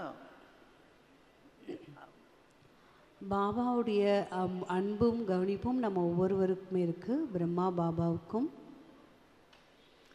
एक माता थी बांधेली, उसको शॉर्ट में सुनाती। उसके पति ने बहुत मारा, बहुत मारा। उसने पत्र लिखा बाबा को, बाबा ऐसा ऐसा हुआ, मेरे को बहुत मार पड़ी, बहुत शरीर दुखता है। बाबा के पास पत्र आया, बाबा ने पढ़ा और आप जानते बाबा ने क्या किया? बाबा 2 बजे उठकर उस आत्मा को सकाश दे रहा है और उधर उस आत्मा को, उस माता को स्वप्न में बाबा दिखाई दे रहा है। बाबा अपनी दृष्टि देकर उसके सारे दर्द को समाप्त कर रहा है। ये है बाबा ने इसको ஒரு ரொம்ப பந்தனத்தில் இருக்கிற ஒரு தாய் அவங்க பிரம்மா பாபாவுக்கு கடிதம் எழுதியிருக்காங்க. அவங்களுடைய கணவர் அவங்கள ரொம்ப அடித்து துன்புறுத்தியிருக்காங்க. அதனால் ரொம்ப வலி வேதனையோடு அவங்க கடிதம் எழுதியிருக்காங்க. அந்த கடிதம் பார்த்த உடனே பிரம்மா பாபா உடனே அதை பார்த்து படிச்சுட்டு இரவு 2 மணிக்கு எந்திரிச்சு உட்காந்து அந்த ஆத்மாவுக்காக மனதால் சக்தி கொடுத்துட்டே இருந்தாங்க. இதனுடைய பிரதிபலன் அங்கே அந்த மாதாஜிக்கு கனவுல பாபா வந்து அவங்களுடைய வலி வேதனையை போக்குற மாதிரி சக்தி கொடுப்பதை அந்த தாயும் அனுபவம் செய்தாங்க. ये बाबा ने करके दिखाया कि बच्चे आपकी मनसा जैसे मेरी मनसा काम करती है, आपकी मनसा भी ऐसा काम कर सकती है. பாபா நமக்கு என்ன சொல்லியிருக்காங்களா, பாபா அவருடைய மனசில் எப்படி சக்தி இருக்குது, சக்தி கொடுக்க முடியுது, அதே போல் குழந்தைகளாக உங்களாலையும் முடியும். दुनिया में लेटेस्ट टेक्नोलॉजी को महत्व देते हैं. एआई, आर्टिफिशियल इंटेलिजेंस महत्व देते हैं. हमारे पास कौन सी टेक्नोलॉजी है लेटेस्ट? உலகத்தில் வந்து அதிகமாக இப்போ லேட்டஸ்ட் டெக்னாலஜிக்கு தான் மகத்துவம் ஜாஸ்தியாக இருக்குது. AI, artificial intelligence. இப்போ அது போல் நம்மக்கிட்ட இருக்கக்கூடிய லேட்டஸ்ட் டெக்னாலஜி என்ன? हमने भाषण किए, मेले किए, शिविर किए, कॉन्फ्रेंसेस की, बहुत कुछ किया, कुछ भी शेष नहीं. நம்ம நிறைய ஸ்பீச் ப்ரோக்ராம், நிறைய மேடை ப்ரோக்ராம், நிறைய கான்ஃபரன்ஸ் எல்லாமே நம்ம செய்துட்டோம். எதுவுமே பாக்கி இல்லை, எல்லாமே நம்ம செய்துட்டோம். अब समय है लेटेस्ट मोस्ट मॉडर्न टेक्नोलॉजी को यूज करना. இப்போ நாம் நிகழ்காலத்தில் நம்ம செய்ய வேண்டியது உயர்ந்த நிறைய டெக்னாலஜி இருக்கக்கூடிய விஷயம் என்ன செய்ய வேண்டும் என்றால், और वो टेक्नोलॉजी है साइलेंस की टेक्नोलॉजी. அமைதியினுடைய டெக்னாலஜி. साइलेंस जिसको बाबा ने कहा, बच्चे ना तो तुम्हारी थिंकिंग ज़्यादा होनी चाहिए, ना तुम्हारा समय ज़्यादा वेस्ट जाना चाहिए, ना ही तुम्हें फालतू बातों में जाना है. 3 बिंदी का तिलक लगाओ और टाइम को सेव करो. பாபா நமக்கு சொல்லுது, நேரம் நம்முடைய எண்ணங்கள் வீணான எண்ணங்களாகவும் போகக்கூடாது. இதை நாம் அந்த அளவுக்கு அமைதியினுடைய பயிற்சியை நம்ம செய்யணும் நம்முடைய மனசில். ORC का सिल्वर जुबली ईयर शुरू हुआ तो हम लोगों ने 8 प्रोजेक्ट लिए. उसमें एक प्रोजेक्ट है ओवरकमिंग ओवर थिंकिंग. ஓஆர்சியினுடைய 25வது விழா நடந்தது, சில்வர் ஜூப்ளி. அதில் 8 ப்ராஜெக்ட் செஞ்சோம். அதில் ஒன்று நாம் வந்து அதனுடைய டாபிக் வந்து ओवरकमिंग ओवर थिंकिंग. நம்ம அதிகமான சிந்தனையை நாம் நீக்க வேண்டும். आप गौर करिए, शिव बाबा को अकर्ता कहा गया, अभोक्ता कहा गया, असोचता कहा गया. शिव बाबा को सुकर्ता, सुभोक्ता, सुचोता नहीं कहा गया. சிவ பாபாவை நாம் அகர்த்தா, அசோச்தா, அபோக்தா என்று தான் சொல்லியிருக்கோம். சுபோக்தா, சுகர்த்தாங்கிற மாதிரிலாம் நம்ம சொல்லலை. अर्थात अपने कर्मों के इन्फ्लुएंस, कर्मों के इफेक्ट, उससे न्यारे अकर्म. हमने सुकर्मों के खाते पर ध्यान दिया है, हमने विकर्मों के खाते पर ध्यान दिया है. क्या इतना ही ध्यान अकर्मों पर दिया है? நாம் சுகர்மா, நல்ல கர்மா, நல்ல சிந்தனை அதில் கவனம் கொடுத்துருக்குறோம். ஆனால் அகர்மா, அசோச்சிதா அந்த நிலையில் நாம் கவனம் கொடுத்துருக்குறோமா? सुकर्मों से हम देवता बनेंगे, विकर्मों से हम असुर बनेंगे, अकर्मों से हम कर्मातीत बनेंगे। சுகர்மா செய்வதனால நம்ம வந்து தேவதையாக ஆகுவோம். விகர்மா செய்கிறதுனால நம்ம பாவ காரியங்கள் செய்துடுறோம். ஆனால் அக்கர்மா செய்தோம் அப்படின்னா நாம் அஷரீரி ஆயிடுவோம். तो अकर्मों का खाता कितना है? இப்போ நம்மக்கிட்ட அக்கர்மாவினுடைய கணக்கு எவ்வளோ இருக்குது? अकर्मों का खाता हमें कर्मातीत स्थिति के समीप लाएगा. அக்கர்மாவினுடைய கணக்கு நம்மை கர்மாத்தீத் நிலையை நெருக்கத்தில் கொண்டு வரும். अकर्म क्या? அக்கர்மா என்றால் என்ன? जहाँ हम टेस्ट लेते हैं, जहाँ हम कुछ भोगना भोगते हैं, चाहे सुख की चाहे दुख की, वो अकर्म नहीं है. अकर्म न्यूट्रल स्टेट ऑफ एक्शंस है. ஸோ அக்கர்மா என்றால் நாம் சுகத்தை அனுபவிக்கிறோம், அனுபவம் செய்கிறது. ஆனால் அக்கர்மா என்றால் நடுநிலையில் இருப்பது. आप याद करो योगी के लक्षण. हमको बाबा ने योगी के लक्षण बताए. பாபா நமக்கு யோகியினுடைய அடையாளங்கள் கூறியுள்ளார். और योगी के लक्षणों में समत्व भाव मोस्ट इम्पॉर्टेंट है. ஸோ யோகி வாழ்க்கையில் சமமான நிலை, சமத்துவ நிலை என்பது மிக முக்கியமாக இருக்கின்றது. योगी न दुख में दुखी न सुख में सुखी होता है. யோகி என்பவர்கள் சுகம்ல சுகமாகவும் துக்கத்துலேயும் துக்கமாகவும் இருக்க மாட்டாங்க, समान. சமமான நிலையில் இருப்பாங்க. ये हमारी पढ़ाई है. இதுதான் நம்முடைய படிப்பாகும். और सब चीजें छोड़ दीजिए. மற்ற விஷயங்கள் விட்டுடுவோம். अब का समय है अपने अकर्मों के खाते को बढ़ाना. இப்போ நாம் அகர்மத்தினுடைய கணக்கை அதிகரிக்க வேண்டும். जैसे बाबा का टाइटल है अकर्ता अभोक्ता असोचता, ऐसे ही हमें भी मास्टर अकर्ता, मास्टर अभोक्ता, मास्टर असोचता बनना है. எப்படி பாபாவுடைய டைட்டில் வந்து அகர்த்தா அசோச்தா அபோக்தாவோ, அதே போல் நாம் கூட மாஸ்டர் அகர்த்தா அபோக்தா அசோச்தாவாக ஆக வேண்டும். असोचता ज्यादा सोचने वाले नहीं. அசோச்தா என்பது அதிகமாக யோசிப்பது கிடையாது. देवताएं आप उनके चेहरे को देखेंगे, चित्रों को देखेंगे, कभी आपको महसूस नहीं होगा ये सोच रहे हैं. தேவதைகளுடைய முகத்தை நீங்கள் பார்த்தீர்கள் என்றால் ஒருபோதும் நீங்கள் அதிகமாக அவங்க சிந்திக்கக்கூடிய முகம் அவங்களுடைய முகத்தில் தெரியாது. है वो विश्व महाराजन. அவங்க விஸ்வ மகாராஜனாக இருப்பாங்க. विश्व की कारोबार को चलाने वाले. உலகத்தினுடைய அனைத்து காரியங்களையும் அவங்க நிர்வகிப்பாங்க. लेकिन कोई मंत्री नहीं, कोई एडवाइजर नहीं, कोई मीटिंग्स नहीं. அவங்களுக்கு எந்த வித மந்திரிகளும் கிடையாது, அட்வைஸ் பண்ணுறவங்களும் கிடையாது, அவங்களுக்கு எவ்விதமான மந்திரிகளும் இல்லை, மீட்டிங்ஸும் இல்லை.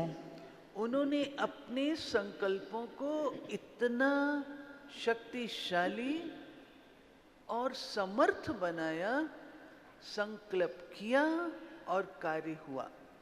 அவங்க அவங்களுடைய மனதை அவ்வளோ சக்திசாலியாக ஆக்கியுள்ளாங்க.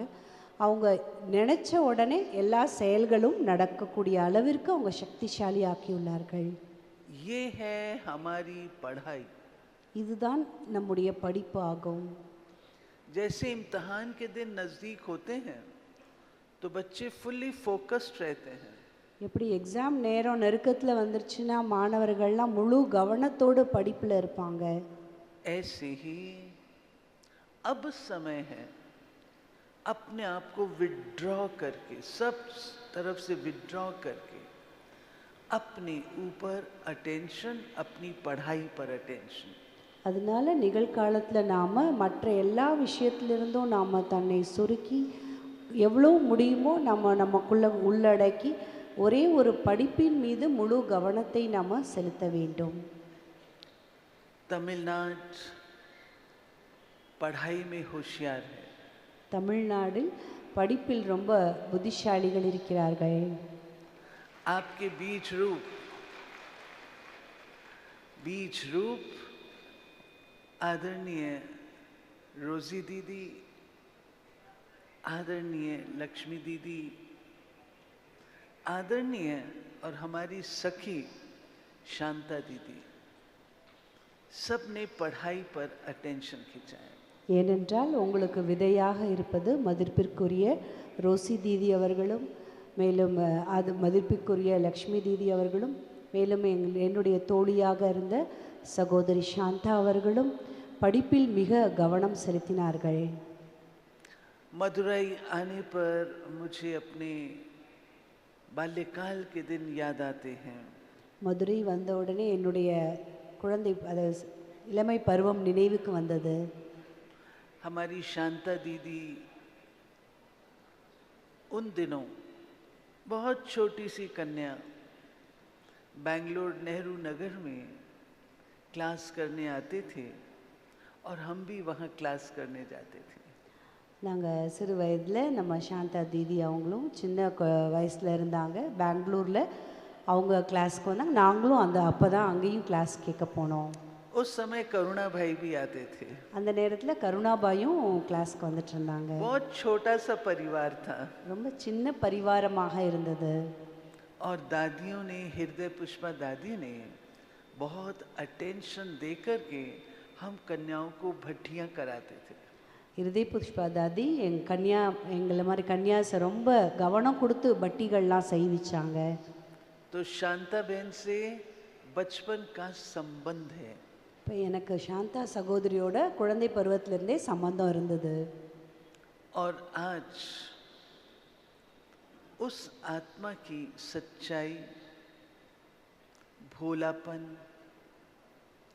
बाबा से प्यार, सेवा से प्यार, परिवार से प्यार, आज इतना विशाल रूप देखकर हृदय बहुत गदगद हो रहा है.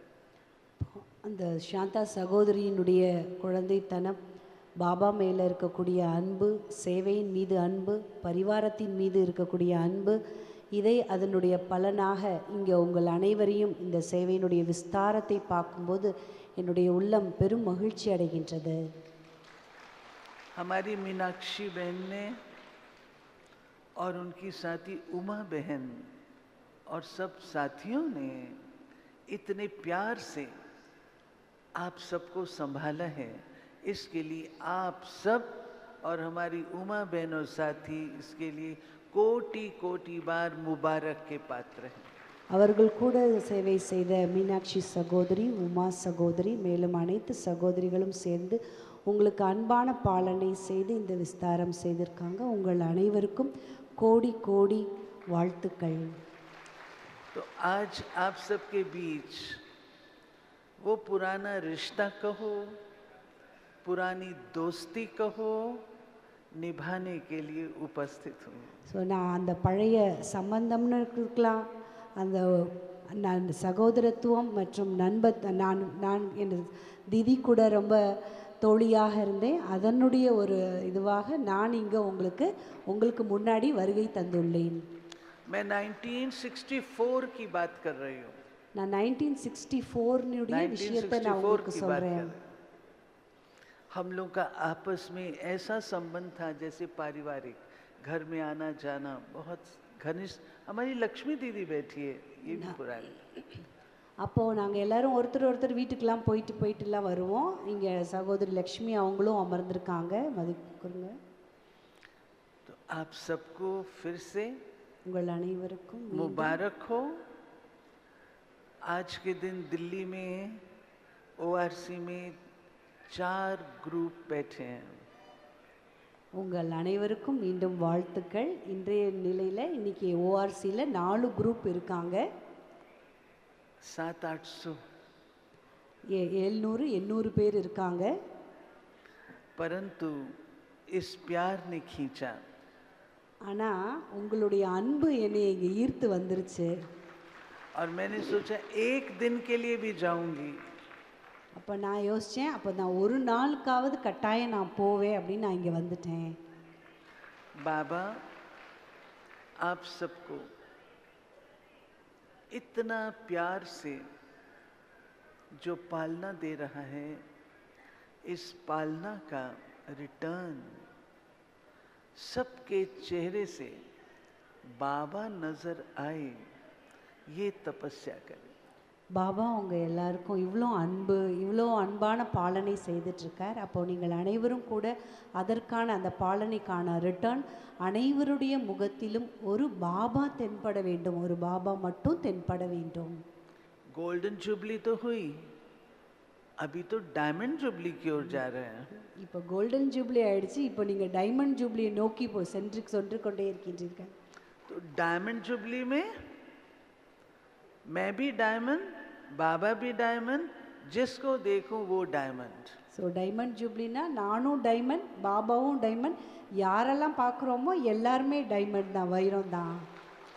तो आप सबके कदम आज से डायमंड जुबली की ओर शुरू हो रहे हैं. உங்கள் அனைவருடைய கர்மாவும் இன்றிலிருந்து டைமண்ட் ஜூப்ளியை நோக்கி வைரமாக ஆகுவது கூடிய அந்த பயிற்சியில் நடக்கணும். इसकी भी आप सबको बहुत बहुत बधाई. அதற்காக உங்கள் அனைவருக்கும் வாழ்த்துக்கள். बाबा कहा करते थे, साकार रूप में बाबा से छुट्टी लेते थे तो बाबा क्या कहते थे? खुश रहो, आबाद रहो, ना विसरो ना याद रहो. பாபா சாக்காரத்தில் இருக்கும்போது பாபா கிட்டேருந்து விடை பெறும்போது பாபா சொல்லுவாங்க, மறக்கவும் கூடாது, நினைக்கவும் கூடாது, அதாவது ஒரே நினைவிலே இருக்கணும். एक बार बाप दादा छुट्टी ले रहे थे, अव्यक्त बाप दादा, तो सब बहुत प्यार से दृष्टि दे रहे थे बाबा, और सब बहुत प्यार से दृष्टि ले रहे थे. ஸோ ஒரு முறை பாப்தாதா அவ்யக்த பாப்தாதாவை சந்திக்கும் போது பாபா விடை பெறும்போது அனைவருக்கும் அன்பான திருஷ்டி கொடுத்துட்டு இருந்தார். அனைவரும் அன்பா திருஷ்டி வாங்கிட்டு இருந்தோம். बाबा ने जाते जाते कहा कि जैसे इस समय सबके चेहरे हर्षित हैं, ऐसे ही सदा रखना. பாபா போகும்போது இந்த வார்த்தையை சொன்னார், இப்போ நீங்கள் உங்கள் அனைவருடைய முகமும் எப்படி மலர்ந்த முகமாக இருக்குது, அதே போல் எப்போதுமே இருக்க வேண்டும். इसी प्रकार आज आप जिस उमंग उत्साह में हैं, जिस खुशी में हैं, सारा संगम इसी खुशी में उमंग उत्साह में रहना. அதே போல் இன்றைக்கி நீங்கள் எல்லாரும் இந்த சந்தோஷத்தில் இருக்கிறீங்க, மகிழ்ச்சியாக இருக்கீங்க. இதே போல் முழு சங்கம் யுகமும் நீங்கள் மகிழ்ச்சியாக இருக்க வேண்டும். इन शब्दों के साथ समाप्त करती हूँ. இந்த சப்தத்தோடு நான் முடிவெடுக்கிறேன். ஓம் சாந்தி.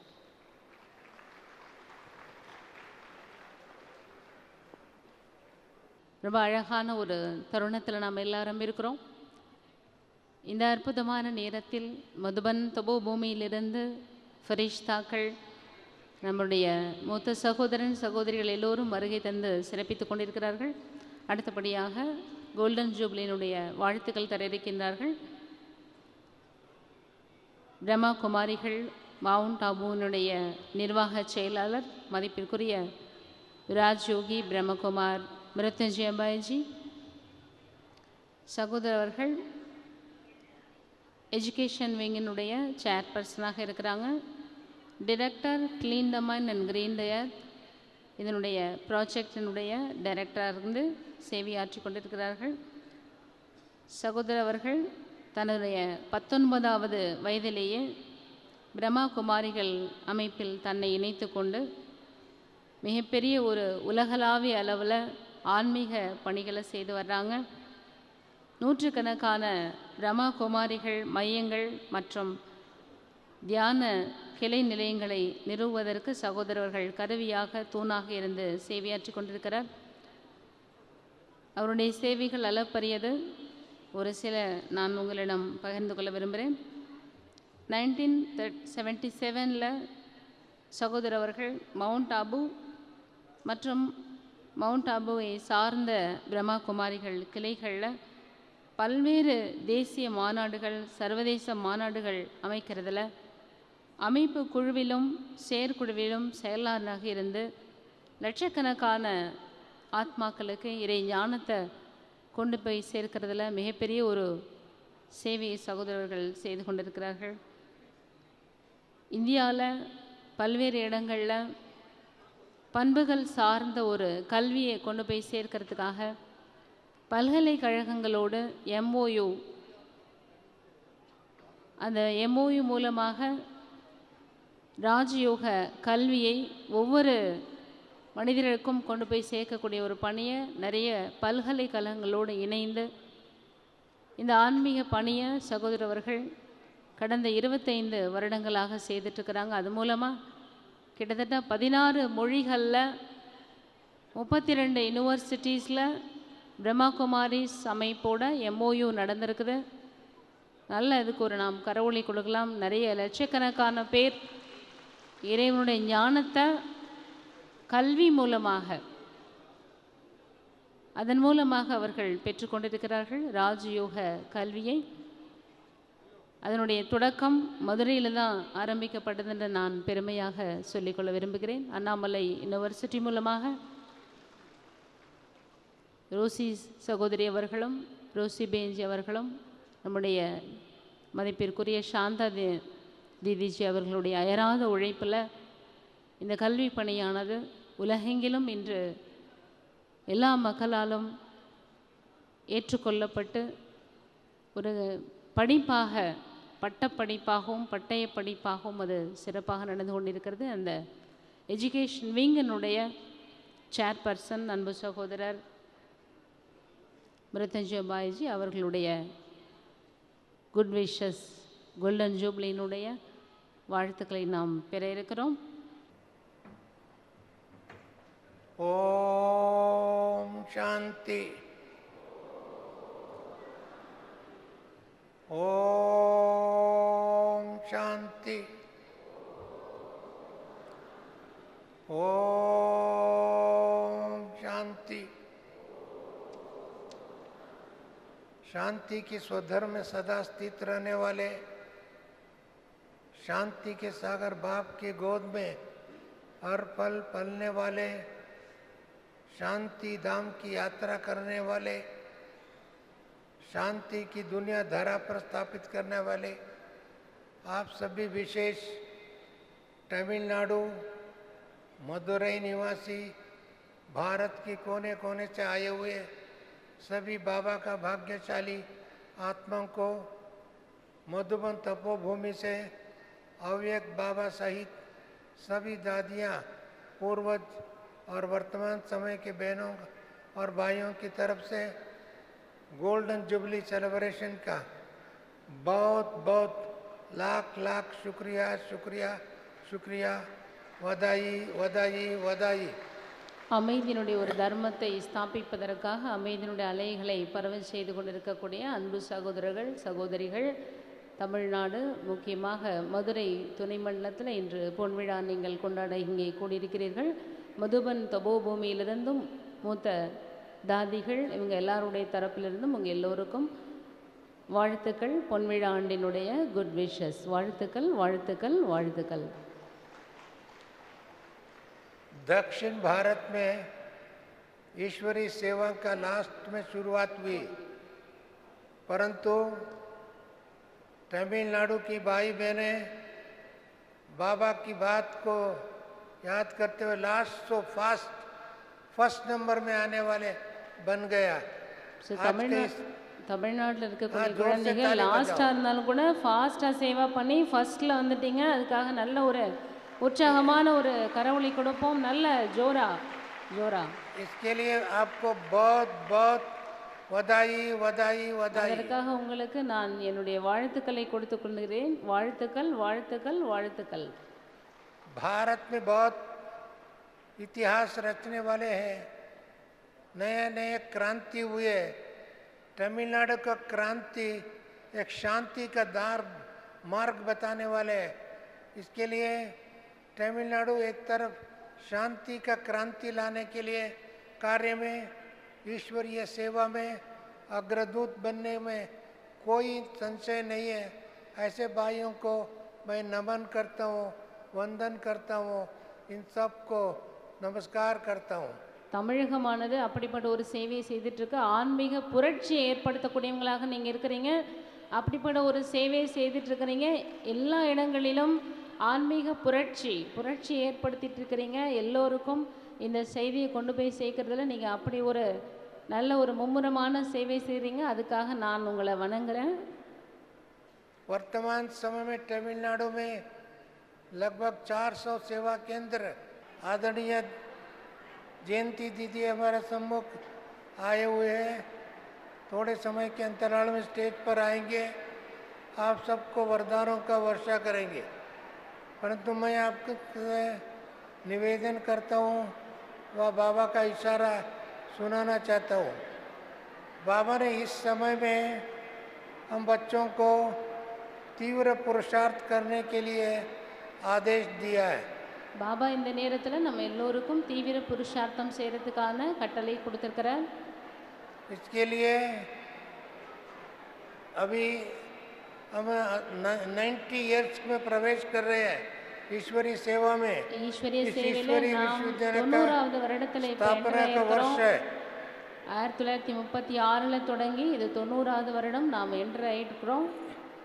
90 इयर्स अर्थात एक तरफ ये यज्ञ, इस दुनिया, इस सृष्टि संपूर्ण परिवर्तन की ओर दौड़ रहे हैं।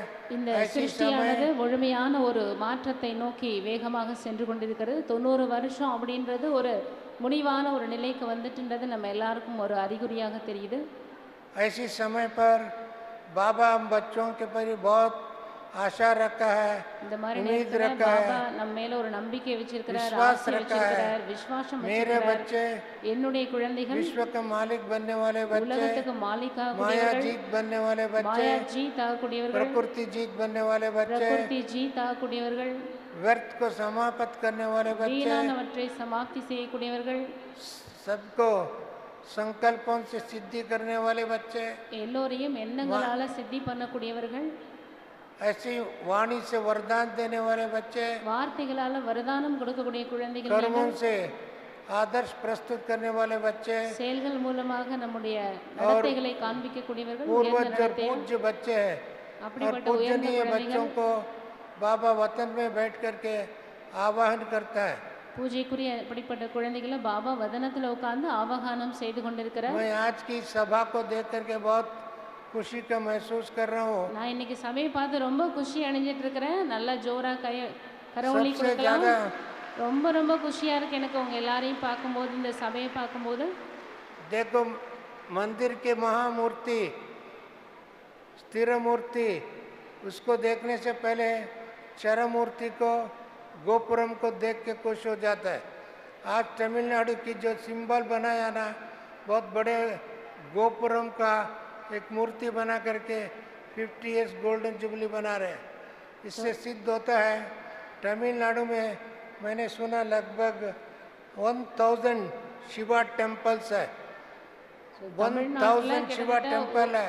अर्थात बाबा ने इधर कितना सेवा किया, वतन से सेवा किया, साकार में सेवा किया, अपनी ट्रस्टेड बच्चों को भेज करके, चाहे रोजी बहन हो, लक्ष्मी बहन हो, उदय पुष्पा दादी हो, और भी अन्य उमा बहन हो, और अन्य मुत्तु लक्ष्मी बहनों, देवी बहनों और अनेक बहनों को भेज करके बाबा ने तमिलनाडु का एक ज्ञान स्थल बनाया, योग स्थल बनाया, पवित्र स्थल बनाया। उसका प्रतीक ही बहुत बड़े बड़े टेम्पल्स अभी भी है। इसके लिए टेम्पल अर्थात हम देवी देवताओं का यादगार है। ऐसी यादगार भूमि में हम सभी बैठे हैं। उन यादगार भूमि में जहाँ बैठे हैं, ये भी एक बहुत यादगार है। देवियों का पूजा का स्थल है। आप सभी देवी देवता बनने वाले, बनाने वाले, ऐसी देवताओं को बाबा वरदानों को वर्षा कर रहा है। ஸோ தமிழ்நாடுன்றது கிட்டத்தட்ட ஒரு 1000க்கும் மேற்பட்ட சிவாலயங்கள் இங்கே இருக்குன்னு நான் கேள்விப்பட்டேன். அதை நினைக்கும் போது எனக்கு ரொம்ப சந்தோஷமாக இருக்குது. ஏன்னா நம்முடைய மூத்த சகோதரன் சகோதரிகள் ரோசி பேந்தி, சாந்தா தீதிஜி மற்றும் இப்போ இருக்கக்கூடிய எல்லா சகோதரிகளும் சேர்ந்து அப்படிப்பட்ட ஒரு சேவையை செய்திருக்கிறாங்க. அவங்க பேர் நிறைய பேர் சொன்னாங்க, எல்லா சகோதரிகளோட பேரையும் சொன்னாங்க. அவங்க எல்லோருமே சேர்ந்து இப்படி ஒரு அறப்பணி, தெய்வீக பணியை செய்திருக்கிறாங்க. அதனுடைய நினைவார்த்தமாகத்தான் இன்று தமிழகம் முழுவதும் 1000த்திற்கும் மேற்பட்ட சிவாலயங்கள் மட்டுமல்ல, சக்தி ஸ்தலங்களும் இருக்குது. இதெல்லாம் எதனுடைய நினைவார்த்தம் அப்படின்னா, இந்த சகோதரிகள் எல்லாம் இங்கே சேவை செய்து இறைவனுடைய பிரத்யக்ஷத்தை, பரமாத்மாவை பிரத்யக்ஷம் செய்யக்கூடிய ஒரு அற்புத பணியை அவங்க செய்திருக்கிறாங்க. இது ரொம்ப ரொம்ப பெருமைக்குரிய ஒரு விஷயம். इसके लिए रामेश्वर भी तमिलनाडु में நீங்க பொன்விழா ஆண்டு रावण மலர்ல को கூட हरा அந்த कर கோபுரம் சிம்பல் सीता को போட்டிருக்கிறீங்க. वापस அதை लेके பார்க்கும்போதே आया, தெரியுது. अर्थात सीता जैसे को कैदी में रखकर रावण को हरा दिया। इसके लिए तमिलनाडु को भाई बहनों ने राम का वंशावली है, राज्य करने वाले हैं, विश्व में राज्य करने वाले। मुझे बहुत खुशी है आपको देखकर। உங்களை பார்க்கும்போது எனக்கு ரொம்ப ரொம்ப குஷியாக இருக்குது. ராமேஸ்வரத்தில் கூட பாருங்கள், ராமன் வந்து சீதையை வந்து அங்கேருந்து அழிச்சிட்டு வந்தார், ராவணன்ட்டேருந்து விடுவிச்சார். அப்படிப்பட்ட ஒரு பூமி, அதனுடைய நினைவார்த்தம் கூட இங்கே தான் இருக்குது. அதுபோல் நீங்களும் அப்படிப்பட்ட ஒரு சேவை செய்யக்கூடியவர்கள். ராவனுடைய ராஜ்யத்திலிருந்து எல்லோரையும் மீட்டெடுக்கக்கூடிய ஒரு அற்புத பணியை நீங்கள் செய்கிறீங்க. ராமனுடைய வாரிசுகளாக நீங்கள் இருக்கிறீங்க. ராமனுடைய பணி, அவருடைய இறை பணியை நீங்கள் செய்துட்டு இருக்கிறீங்க. अर्थात आत्माराम परमात्मा जो बाबा बच्चों को इस समय में प्रकृति जीत, माया जीत, विश्व जीत बनाने के लिए आकर के ज्ञानों से श्रृंगार किया, गुणों से श्रृंगार किया, शक्तियों से श्रृंगार किया और वरदानों से भरपूर किया, संतुष्ट किया, समीप किया, समान किया और आप समान बनाया। ऐसी बाबा को हम लोग क्या करेंगे? சுபாப்தாதா நம்ம இந்த ஒரு அறப்பணியை செய்கிறதுக்காக நமக்கு நிறைய ஞானத்தையும் சக்தியும் எல்லாமே கொடுத்து நம்ம நிறைச்சிருக்கிறாரு, ஆஸ்தி கொடுத்துருக்கிறாரு. அப்படிப்பட்ட பாபாக்கு நம்ம என்ன ரிட்டர்ன் செய்வோம்? कम से कम हमारा दिल में सदा गीत बजते रहना। कौन सा गीत बजाना है? நம்மளோட உள்ளத்துல நம்ம இந்த பாடலை நம்ம ஒலிக்க விடணும். என்ன பாடல் அது? जानकी दादी सदैव यही कहते थे, जानकी दादी தான் அடிக்கடி मेरा சொல்லுவாங்க, बाबा, मेरा मीठा बाबा, मीठा प्यारा बाबा, प्यारा फरिश्ता बाबा, बाबा, शुक्रिया बाबा, எல்லாரும் சேர்ந்து சொல்லலாம். शुक्रिया मेरा बाबा, शुक्रिया बाबा, मीठा बाबा, प्यारा बाबा, शुक्रिया बाबा. शुक्रिया। ऐसे बाबा को सदा याद करते रहे, उसको धन्यवाद देते रहे, बाबा को बधाई देते रहे। ऐसी बाबा हम बच्चों को अपने नयनों में बिठाकर, अपने कंधों पर उठाकर, अपनी बाहों पर उड़ाकर बाबा ने इस दुनिया में भी घुमा रहे हैं, साथ में अपने वतन में भी ले जा रहे हैं, मूल वतन में भी यात्रा कर रहे हैं और साकार दुनिया में भी यादगार बना रहे हैं। ऐसी आपका एक एक सेवा यादगार बनता है, यादाश्त बनता है। ऐसी याद की स्मृति स्वरूप बनने वाला को मैं प्रणाम करता हूँ। பாப்தாதா அப்படிப்பட்ட குழந்தைகளை கண்களில் வச்சு, அவருடைய கரங்களில் வச்சு, நம்ம கூடவே ஒவ்வொரு அடியிலும் நம்ம கூட இருந்து எல்லாமே செய்துட்ருக்கிறாரு. அப்படிப்பட்ட சேவையை நீங்கள் செய்கிறீங்க. உங்கள் எல்லோரையும் பார்க்கும்பொழுது நான் எல்லோருக்கும் என்னுடைய நமஸ்காரத்தை தெரிவிக்கிறேன்.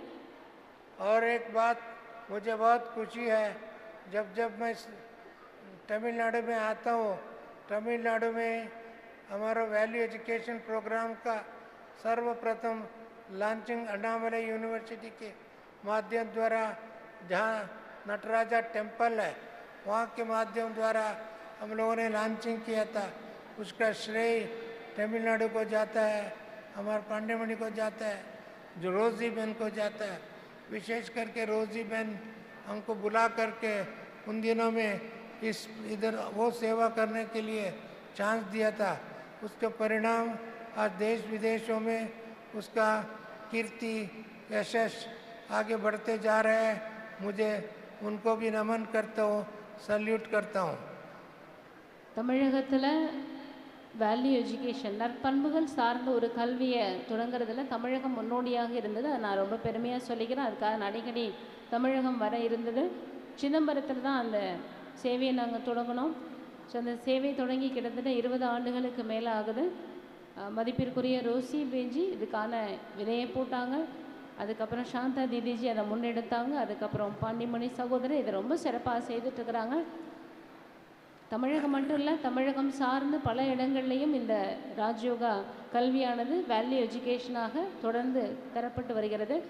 பல யூனிவர்சிட்டியில் இதனுடைய MOU நம்ம பண்ணியிருக்கிறோம். அதனுடைய இனிஷியல் இது ஒரு பங்கு, அதனோட ஷேர் வந்து தமிழகத்துக்கு எப்போதுமே உண்டு. ஒவ்வொரு யூனிவர்சிட்டிலையும் MOU பண்ணும்பொழுது அதோட ஷேர், அதனோட ஆசீர்வாதம் தமிழகத்துக்கு இருக்குது. கிட்டத்தட்ட 32 यूनिवर्सिटी மேலே இதனுடைய MOU நம்ம பண்ணியிருக்கிறோம். அதை நம்ம பெருமையாக சொல்ல விரும்புகிறோம். मैं इस बात इसके लिए कहना चाहता हूँ, जब मैं ईश्वरीय शिक्षा मुझे प्राप्त हुआ बेंगलोर में, मैं कॉलेज विद्यार्थी थे। उसके बाद में मैं इस शिक्षा को दे करके बहुत खुशी और आनंद का अनुभूति किया, नया दुनिया का अनुभूति किया, नया दिशा और दशा को अनुभूति किया। बाबा ने मेरा तीसरा नेत्र खोला। तब मैं यूनिवर्सिटी में ये शिक्षा नहीं देते थे। मैंने संकल्प किया था कैसे भी करके इस शिक्षा को यूनिवर्सिटी के माध्यम द्वारा शिक्षा देने के लिए। சகோதரர் அவர்கள் பெங்களூரில் இறை ஞானத்தை பெற்றார்கள். அப்பொழுது இந்த ஞானத்தை கேட்டோன்னே எனக்கு ரொம்ப அளவற்ற ஒரு குஷி, ஆனந்தம் கிடைச்சது. என்னோட வாழ்க்கையில் ஒரு திருப்பம் இருந்தது. நான் என்னோடய லைஃப்பை நான் மாற்றி அமைச்சிக்கிட்டேன், திசை திருப்பிட்டேன். ஆனால் அந்த நேரத்தில் யூனிவர்சிட்டிக்கான கல்வி எதுவும் கிடையாது. அப்போது எனக்குள்ள ஒரு எண்ணம் வந்தது, யூனிவர்சிட்டி மூலமாக, பல்கலைக்கழகங்கள் மூலமாக இந்த ஒரு ஆன்மீக கல்வியை கொண்டு போய் எல்லாருக்கும் சேர்க்கணும்னு நான் நினச்சேன். அதுபோல் இன்றைக்கி அது நடந்துட்டுருக்குது. उसके बाद में यह प्रयास, ये संकल्प को तमिलनाडु में सिद्ध हुआ और अभी सारी देश में, विदेशों में इसको अपनाया है। इसके लिए ये क्रेडिट तमिलनाडु को जाता है, आप सबको जाता है, आप सभी देवी देवताओं को जाता है।